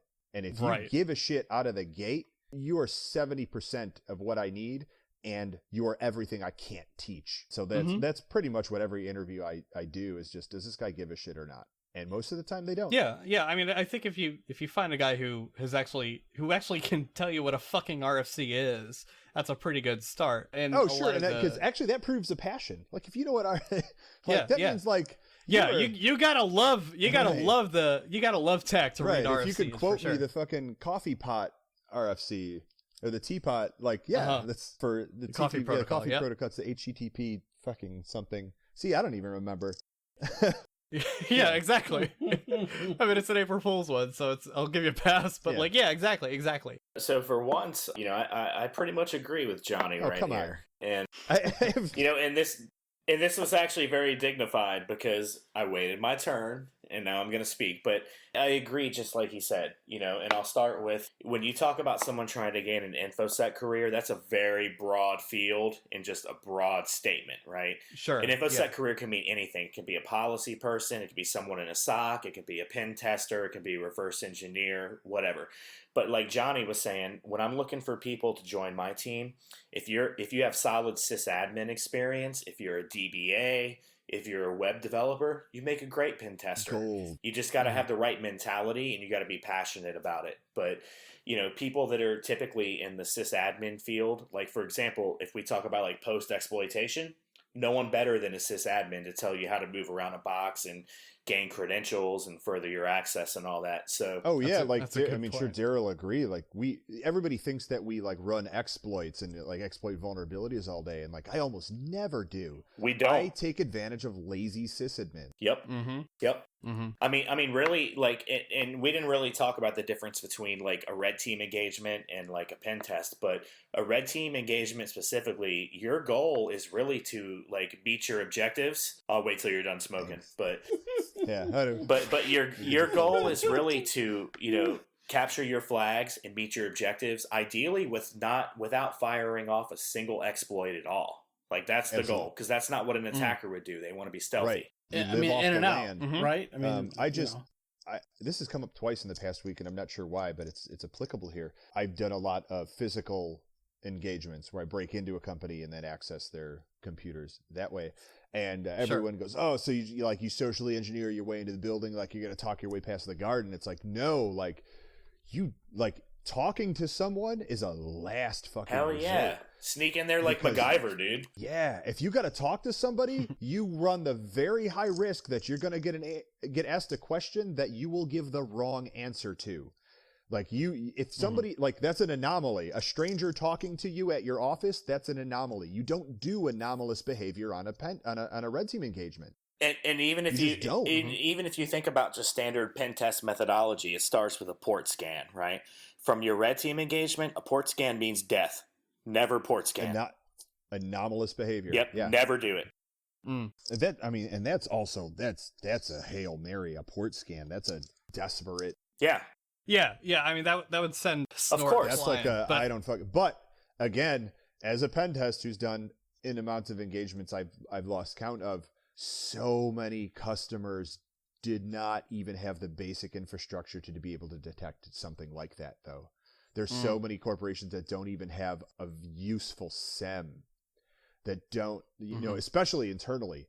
Like most people don't have internal monitoring, or most companies. Like that's fucking terrifying. Yep. That was the biggest thing I learned as a pen tester. Was shit is way worse than you ever thought it was. Yeah. Oh, yeah. Yeah. I mean, speaking from the operations end, it's a mess. Yeah. Nobody wants to see how the sausage is made, for or sure. not made. Nobody wants to see that the sausage is exactly never made. Yet it's right still how the sausage is not made to you. Yes. So Johnny, maybe you can confirm my thoughts on this, but like one thing I've noticed from like years and I'll give you a freebie. Thank you, sir. through like years and years of pen testing, I remember like back in the day, like whenever I would exploit a box and I'd get a shell, I'd be super excited and I'd get like little butterflies on my stomach and be like, yeah, I got him. But now when I get it, I'm sad. You're sad. I'm sad, You're man. Sick. I'm like, absolutely. Not again, And I have you and that, I guarantee you that you talk to anybody who's been pen testing for 12 months or more, that's a mentality I get from all of them, because you pop a box and you go, come on. Yep. And especially why would you, and especially man, when it's the same way you got in last year, it's depressing. That's so this is my first week at a new job. I retired. Congratulations. I retired from pen testing. Oh, okay. And granted, I was a consultant, so it was company after company, week after week, like new. Right. I got so not only depressed but bored, because you go in, you run the same 4 attacks right out of the gate, and they're all going to be successful. They always work, and you get DA in a week or less, 2 days, and then you take your DA and you go get the gold. And then you're like, just what am I doing with my life? It becomes assembly line. Yep. It becomes grueling. So now what I do now is I'm doing full-time research for a company called Uptake here out of Chicago. And so now my entire day is hacking shit, from my desk for the betterment of the world, not just, companies who won't even remediate the shit that you find. Would you say that the most vulnerable system is people? Well, I mean, I wouldn't say that's the most vulnerable system. I wouldn't say that's the most vulnerable system, but what I can tell you is that if you're going to do an attack that's targeting people, you're going to have a 100% success rate. I'll corroborate that for sure. I can. And that's so like if you widen the definition of like people enough, for sure, because people even set up the defensive perimeters and Yeah. Sure. But yeah. Lazy sysadmins aside, this is something that's near and dear to my heart, the concept of exploiting people and why it works. And I'm working on a white paper with a psychologist right now. Oh, cool. On this, and it's that the employees. So let's specifically talk about phishing, just to make it clear. Okay. Why does phishing work? Because phishing always works. Yep. I've had so many clients who said, okay, but don't use phishing because we know that will work, and we want to know where else we're vulnerable. Yeah, and so like that's the bullshit of like, no, you have to have no scope engagements, but like they're kind of right. So like, okay, I'll concede that. It works because the employees of your company, of most companies, don't have a stake in that company's success. They don't give a shit about that company. Or they just if want that Eagles company tickets. goes under, they'll go work somewhere else and get a paycheck somewhere else. They don't give a fuck about that company because that company doesn't really take care of them. That company gives them the same shit any other company does. It gives you your okay medical insurance. It might give you some fucking dental. It gives you enough pay that like you can eat at Red Lobster. But you'll get a new job. But you'll get a new job. I mean, you know, obviously we're talking about middle to upper middle class. The CISO of Equifax is not getting a new job. Right. We're talking about the upper 80%. And so, yeah, they don't have these. You have to incentivize your users somehow to give a shit about this phishing email that comes through. And and I have found like study after study that shows that when you incentivize reporting of phishing, your users become incredibly more alert and astute and vigilant, you know, and I mean, incentivize, like, it doesn't have to cost you anything. I mean, gamifying it, literally just giving them a point, an ethereal point for catching a phishing email and then posting a public scoreboard. Holy shit. That does wonders. I mean, it's exploiting the human nature. Right, which is why gamifying works in everything. It's why every exercise app you can ever download is gamified. It's why Fitbit has made $1 trillion off of people walking to the refrigerator. And I do remember Deviant giving a talk at some con. I can't recall. I'm pretty sure I linked it in the show notes because I've talked about it before, and I can't remember which episode either. But he talked about the same exact thing about incentivizing employees to give a shit. And it's because like I've had a couple of friends who've written their doctoral theses on it.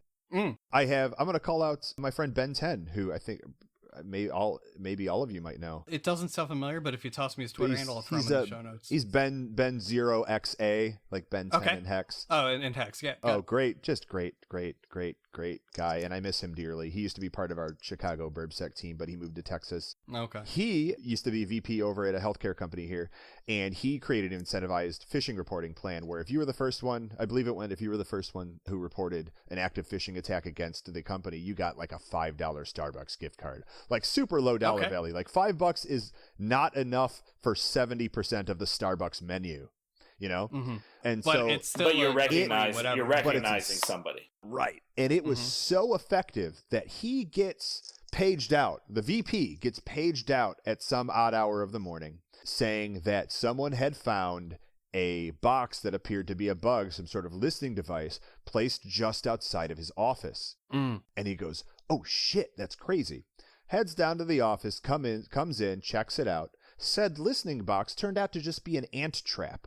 That was, but it was tucked under the lip of like some cabinets where ant traps go. But he was like, aware. You would only see it but some super vigilant, like, did I get that gift card? Did I get it? Did I find something? Did I get that gift card? Like, it worked so well that people were reporting fucking ant traps as potential bugs, you know, pun aside. That's amazing.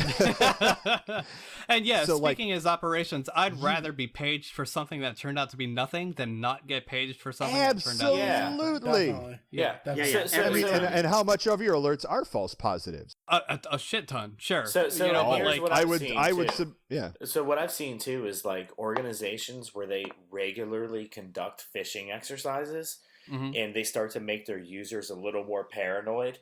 Even if it's not for the right reason, but when a user gets a suspicious email, they're like, "Oh, this is probably the security team sending me an email exercise." Unfortunately, they're a lot more effective. I disagree with that. Well, just generating a disdain for the security team. No. Well, no. There's something to making people paranoid. And if it works, absolutely.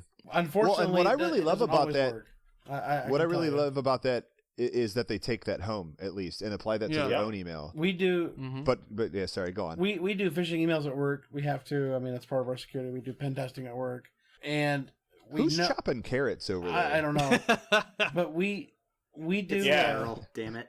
Nope. I'm just peeing. We get phishing emails, and they're quite obvious. I mean, you hover the link, you're like, "Oh yeah, that's definitely phishing." You report it, blah blah blah. You go on.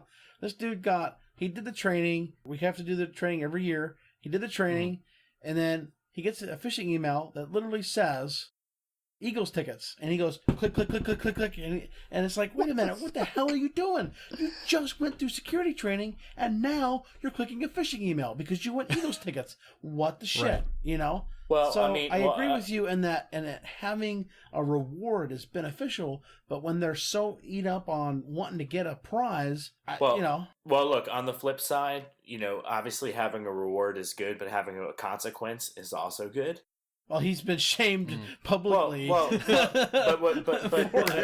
does that really mean anything? Like, people at the coffee machine are like, "Yeah, Bob's a fucking idiot." Like, does that really mean anything? He's pretty down about me it that right all now, the time. honestly. If I say anything about it to him at all, he's like, "Yeah, man, okay, I fucking know already, okay." So how frequently do you do your phishing exercises at work? It's pretty regular. I mean, I get a phishing email at least twice a month, if not more. Okay, and that's a good ratio. Unfortunately, people are inherently fucking stupid. And, And what I can tell you is I've actually sent phishing emails before that had a subject line of "No matter what, do not read this email," and then inside the body of the email said, "Do not open this attachment." And people will still open the attachment just because they're stupid. But the point I'm trying to make is curious and stupid can kind of be the same thing. But True. Yeah. But when you constantly drill these exercises into your users' heads on a continual basis, there is a level of paranoia that will eventually click in if there's a consequence or a reward involved along with it. Yeah. So as long as there's not something that follows it, it will never work. Yeah. There has to be the token, either good or bad. Good or bad. Yep. That you get for either reporting or clicking. And you know, if you report, then hey, great, you know, here's that, like you said, gift card or fucking whatever, you know. But if you get bad, then you're put on a board and you're shamed for the next 6 months or whatever, you know. Right. I'm inclined to believe that positive reinforcement tends to work better from a psychological perspective, but I have no psychological training, so I have nothing to back that up on. But I did want to shift gears once more. I promise this is going to be the last one from me. I can't speak about the other hosts, but this is the last one from me. Hey guys, I'm having a great time. It's okay. We are too. We're glad you're on. Yeah, we're really glad to have you guys. So at Hope, I believe I asked a pretty vague question about what's the one thing that companies can do to instantly and automatically greatly increase their security. And Johnny said two-factor auth. Number one, I'm curious if, Johnny, you still believe that. And number two, Daryl, I'm wondering what answer you would have to that question. I emphatically believe in two-factor authentication. But it has to be two-factor authentication that is properly configured. I've seen, for example, like web applications that require two-factor authentication. But the problem is you can replay the session ID and you can also replay the two-factor authentication. That's obviously a problem.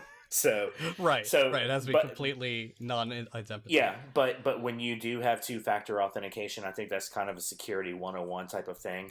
We briefly talked about passwords a little bit earlier. Passwords are almost becoming obsolete just because if you think about like password cracking capabilities, especially people that have like custom built like password cracking. Like FPGA boxes. Yeah, absolutely. It's inevitable. And not even FPGA boxes, like rule sets are getting so good. Yeah, I'm on the John and Hashcat list, mailing list. So oh my word. So even if you think about Hashcat like specifically, right? Like you can have the people that are like, oh, you got to have this password. It has to have this complexity, this number of characters. It's all irrelevant. It will all eventually be cracked one day. Like you're basically just buying time. So I mean AES 256 will eventually be cracked. Someone will find a flaw in the algorithm. It's inevitable. So what then? So I am an emphatic believer in two-factor authentication. Okay. So the question I have for you to bounce off of Root's question, do you agree with Google's decision to not use SMS as a two-factor and instead use their own particular app as the second factor? Or do you recommend something else as far as that's concerned? What? Well, Google is no longer. Thanks, Daryl. So they've. I'm glad I wasn't the only one. No, run that by me again, please. So Google is for iPhones, particularly, they've stopped using SMS as the second factor.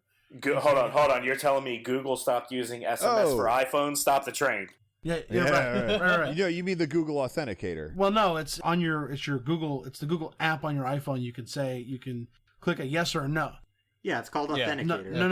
The code. No. That's what the code base is called. No. Hang on. No. It's He's part got of the something, Google guys. app. You get a choice, yes or no. It's not the Google Authenticator because you The have fuck is a Google app? Yeah, who puts a Google app on their iPhone? Well, hey man, I don't know, but Who's dad? Chrome users. So anyway, my point is, or my question is, since they're not using SMS for that particular authentication, do you agree with that? Do you think they should be using something other than SMS? If so, what? Or, whatever. So I suspect that Google app is just using the Google Authenticator. I'm sure code. it probably is. I mean, what does it do? Does it generate a 6-digit? No, code? it literally says yes or no. Did you sign into this, yes or no? So they're doing. So they're doing. It sounds like sort of a duo security thing where it's like green or red, yes or no. Right. It's totally fine. It's a second factor. The second factor is not. It's using something behind the scenes to prove that you saw the 6-digit code, but instead of showing you 6-digit code and then you entering it somewhere else to prove you saw it, it's got some form of secondary communication, which is almost better because then that secondary communication has to come from the secondary source. Right. It's almost at that point it becomes what we call multi-factor authentication. Mm-hmm. Because it's not just a yes or no coming back to them. It's a yes or no, and it came from the expected source of the yes or no. Whereas if I'm looking up my RSA key 6 whatever digit code and punching it in, there's no way to verify I got that code off of an authorized RSA key or that I didn't actually hack the key generation algorithm. Mm-hmm. I'm that first guy who did it, and I have this RSA token generation ODE. Whereas with apps on your phone, they go not only yes, the code is the whatever code that's shipped in the back end is correct, but also it came from the expected source. Right. Or even numbers 3-factor at that point. I mean, the chances of having like a Trojan on their laptop and their phone is pretty low compared to having just one device or the other. Yeah. Well, yeah. I mean, and furthermore, like, okay, so you're saying an attacker is going to compromise my password to this application, and then they're also going to compromise my cell phone provider to send me like a fraudulent text, like what, or have like a 3G interceptor. In the middle attack. What are they proposing? Did they send a carrier pigeon with the other 2-factor authentication? What was that? RFC 2419? Yeah, exactly. 1111. I agree. 1149 and 2549. I think. I agree with you. I understand what you're saying. I really, I guess my question more is, what would you use for 2-factor authentication versus SMS if you thought it was compromised? Not necessarily that it could be or is, but you're at DEF CON. What are you going to use for 2-factor there? I'm okay with SMS, to be honest with you. Okay. Yeah, I mean, works for me. Even at DEF CON, I would say the likelihood it's 2-factor. Like you have, and it's not just because like, I don't know, because I can go back and forth because also like. So I'm part of a startup at faction.io where we're trying to do cyber bodyguarding for celebrities. Mm-hmm. And let me get in on that, Johnny. Noted. Okay, that's sure. I mean, it's in the not making money phase right now. That's what I love. Like all startups, but the big problem it's because it's really, like I said, it's really, really hard to make people give a shit. Mm-hmm. And in the celebrity realm, once they've been breached, and that's normally when you or I would start to give a shit, their lawyers and their publicists just handle it. And so they still don't have to give a shit. Right. And it's a difficult realm to break into.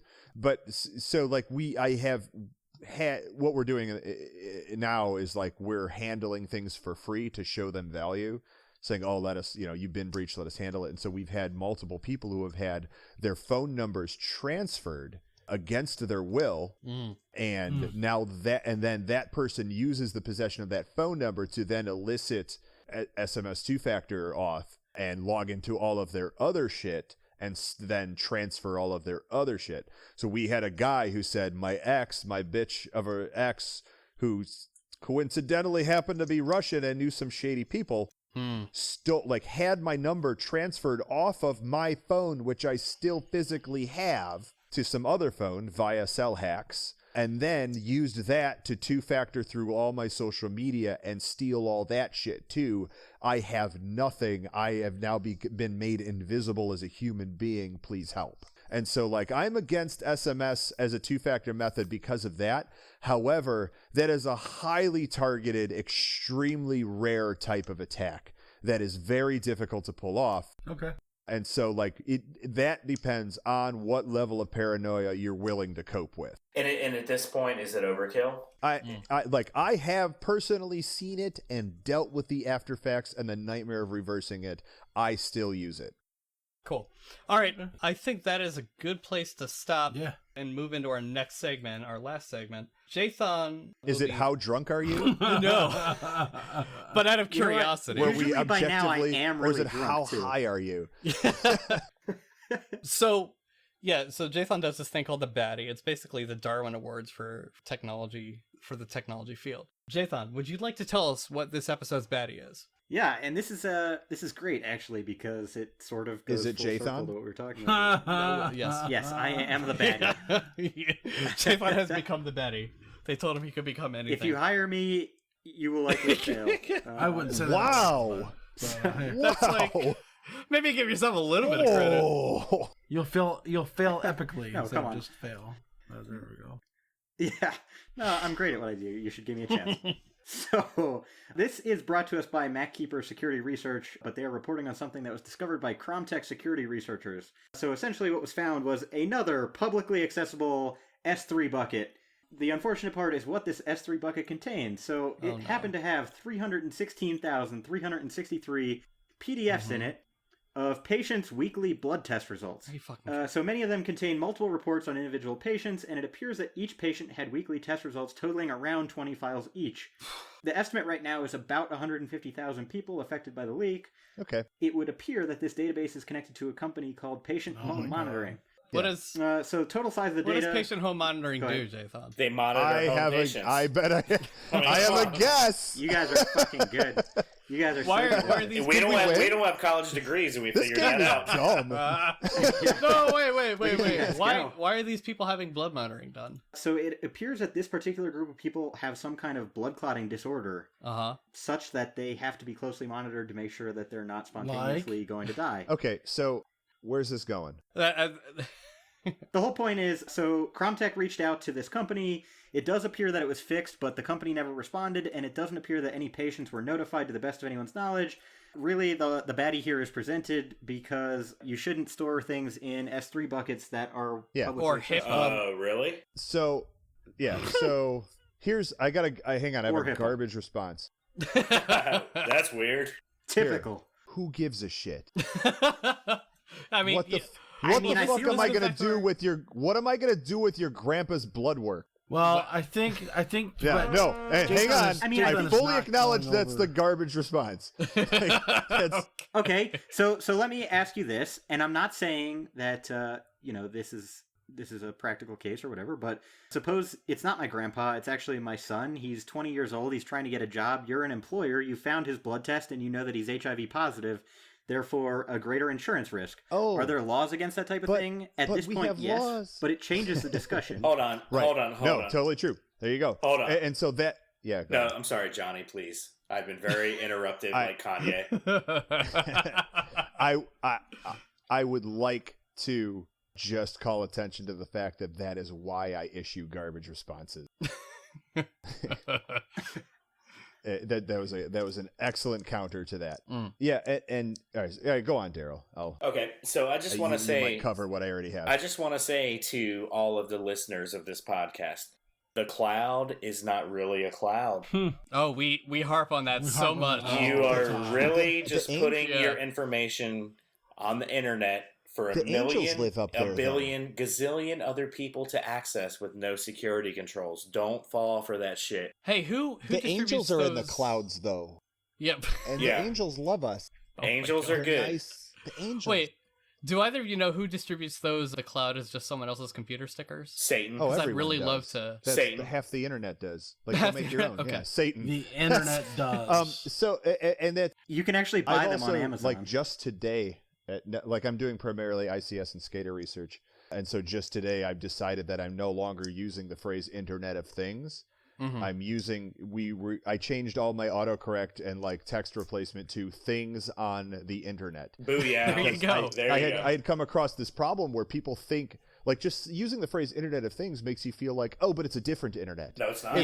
Yeah, it's like everything's like on the internet, but it's just other things like this on the internet, so it's not as big of a deal. It's like, oh, it's like a stupid Fisher-Price internet. It's like, no, you fucker. This is the same internet. But dude, it's only on your private cloud. No one else can access it. Internet of Things. Say things on the internet. Yep. It's terrifying when you say that, and good. And so like, and as far as like, we all know like the cloud is just somebody else's computer, and I think like that's a fun phrase we hear all the time, to the point where we may be getting desensitized to the concepts behind it. What does somebody else's computer mean? It means that you have little, if no, control over the security on the other end of that computer.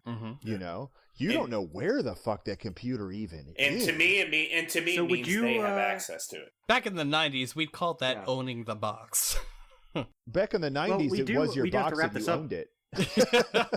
Well, back until in the it was 90s, you weren't war dialing for FTP servers and then putting your own personal information on them. Right. That's what's happening now. You're like, oh, a thing where I can put stuff. Cool. Yeah. But I mean, you got to think about it, man. Like Amazon Cloud, and Dropbox, and Google Drive. Why in the fuck would you put all your shit out there? Like, why? Like that was two things in this podcast where the issue was we had an S3 bucket or an AWS instance where we found dangerous shit sitting out on the internet doing nothing. And I can corroborate that because but you could do that. I have. You could do that with your own hardware. Yeah. Oh, sure. But look, maybe it's just because I'm security oriented, but if I have information that I want to share with Johnny, for example, I will encrypt it and I will email it to him. And that'll be the end of the day. Which is easy enough to do in one fell swoop. Oh, it's so fucking hard. You don't even have to take 2 steps to do that. Yep. I'm still curious how y'all are gonna get your raw audio files to me. We're gonna put them on the fucking Amazon Cloud bucket. And you can just get them.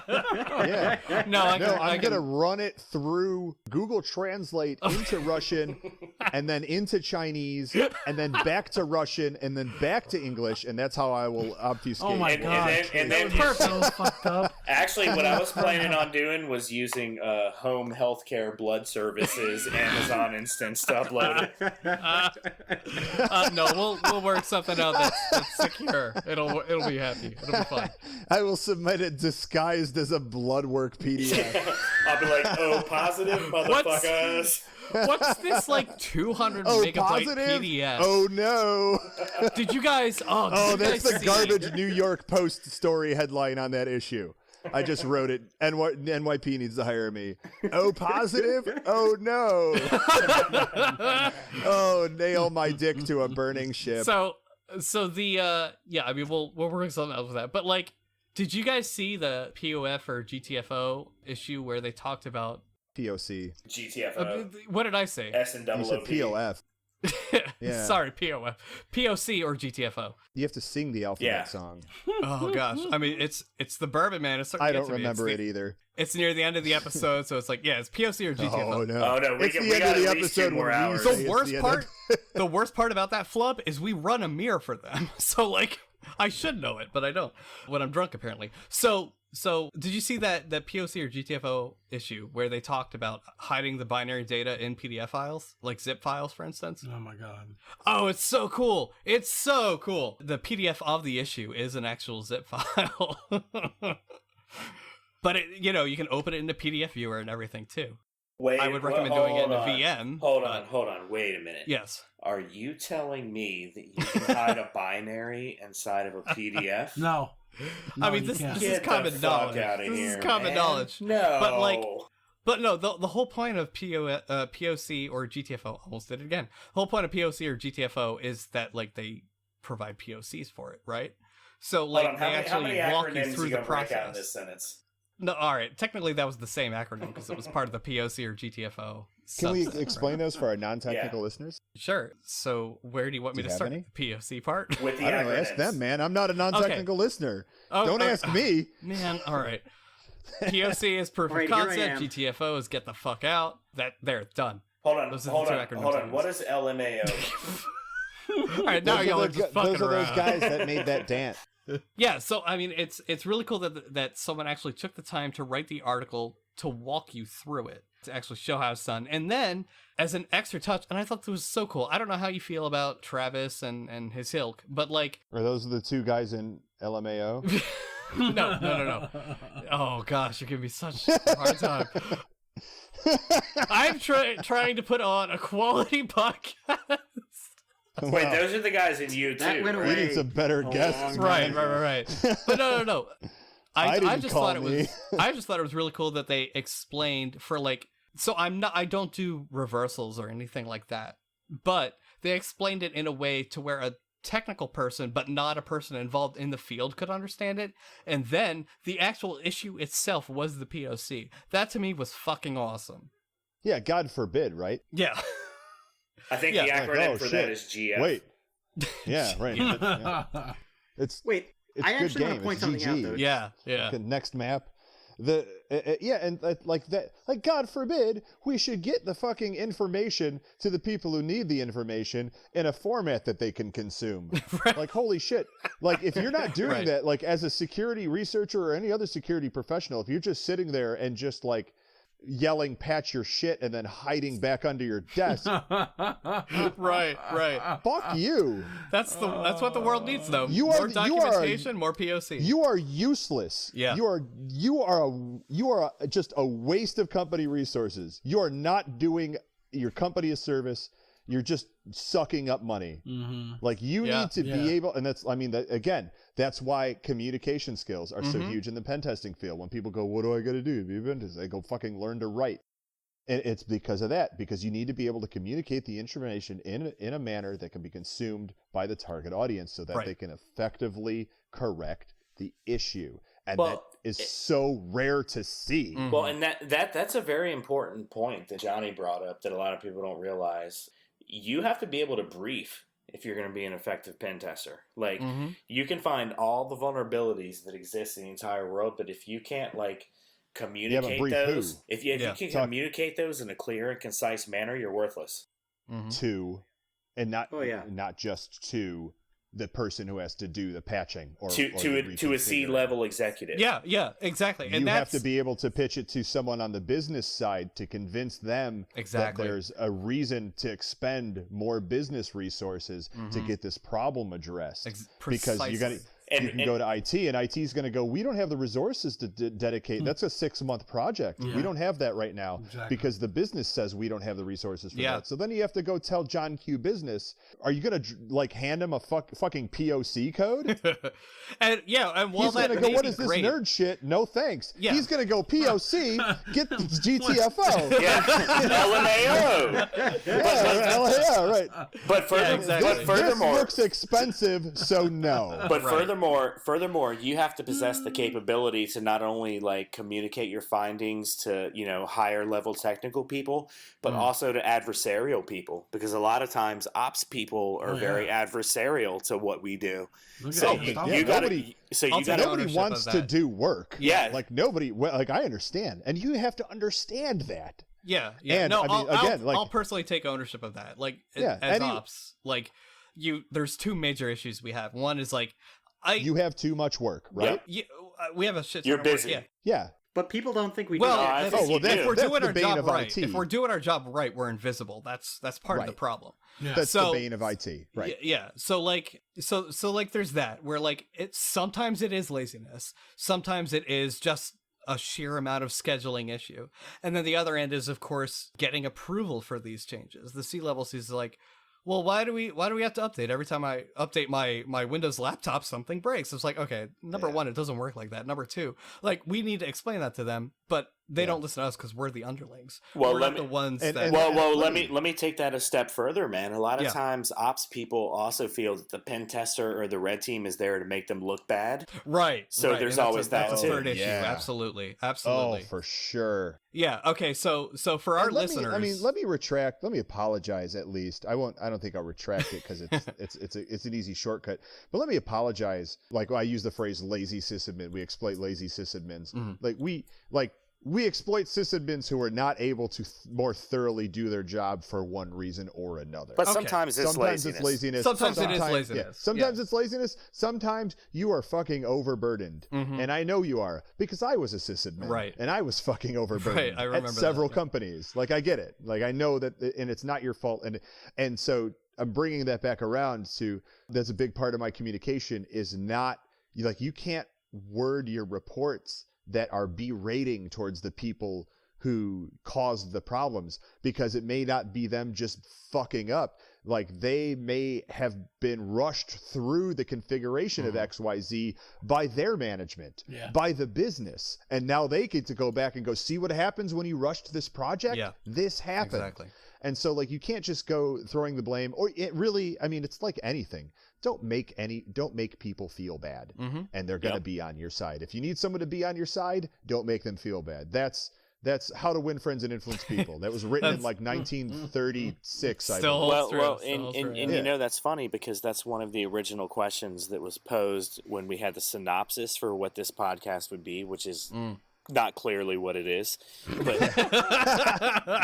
but how do you bridge the gap between IT and ops? And like what I can tell you is, you know, a lot of times ops really feels like as a red team, we're trying to make them look bad. We're adversarial. We're trying to ruin their lives, but that's not the case, man. There has to really be an understanding that as a pen tester or a red team, we're really there to help.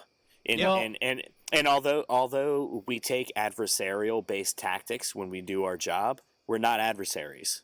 We're really there to help. Exactly. I think that comes from like there's a lot of bad pen testers out there. There's I would almost say most. Look what I did. Yeah, right there. And it again, like that's another reason like why we don't want to hire the people who are like, fuck yeah, I'm gonna rob some fucking banks. Like, no. What you're going to do is you're going to help this bank create a better security posture by showing it things it may not have been aware of. You're not going to rob some fucking banks. That's not your job. Like, there's people who will do that for way less money. They're called bank robbers. Well, and Johnny they only make about $4,000 a hit. Well, and Johnny and I both hit the nail on the head. I don't know if you caught it earlier, but a comment we both agree to is we're sad when we find these things. Yeah. And that means we're there to help and we care. We're not there to be like, look how awesome we are. Right. I think that's if you're what a pen separates tester and you're not sad, you are the problem. Yep. I agree. Well, and there are some sysadmins who they get upset because they think that they're secure, and then you guys come in and you say, no, you're really not. And you got another 6 months of work, sir. Right, and they're like, fuck that, you guys are just trying to find fault with me. And it's like, no, hold on. Like you said, you guys are trying to help them, and they should be not resistant to it. They should be welcoming that.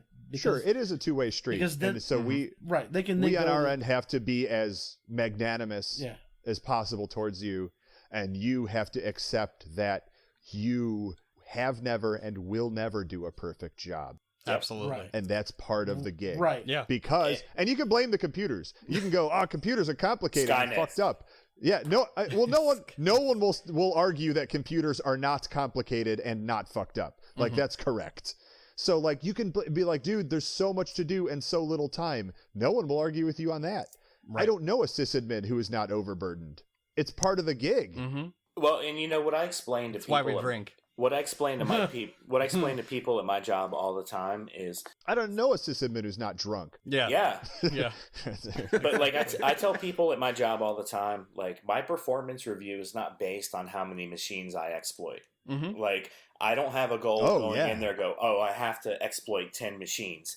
My job is to go in there and provide you a good product, which means identify security weaknesses and communicate them to you in an effective manner that can enable you to fix them. And furthermore, help you understand how I did it so you can fix them.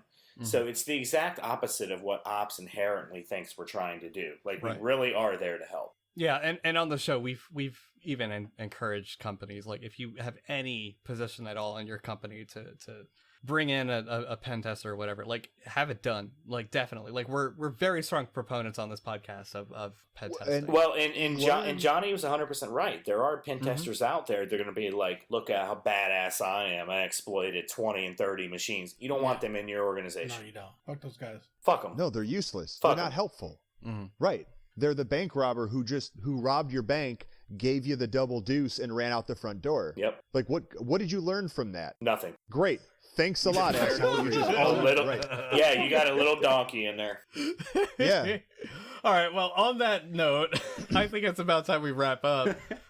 But I would love to have both of you on at another episode for sure. Yeah, it's fun, man. Yeah. This was a You lot of guys fun. are hereby This was awesome. invited to the shit show. Yeah. It's I love it. Dude, I love a good. good shit show. It's like this, but about an hour longer and more alcohol. So Lots more and less And more less people. topics. Yeah, so it's just 3 hours of drunken madness. So we'll be in touch about that, of course. But yeah, so this has been Sysadministrivia. I'm Brent, And I'm Peyton. I'm Jonathan. and with us we had Daryl? Johnny. Great. See you around. Don't eat those apples, they're made of manure. It's Halloween 2013. You look for your mama, but she's dressed like a slut. It's Halloween 2013. I am a wolf man, prepared to die.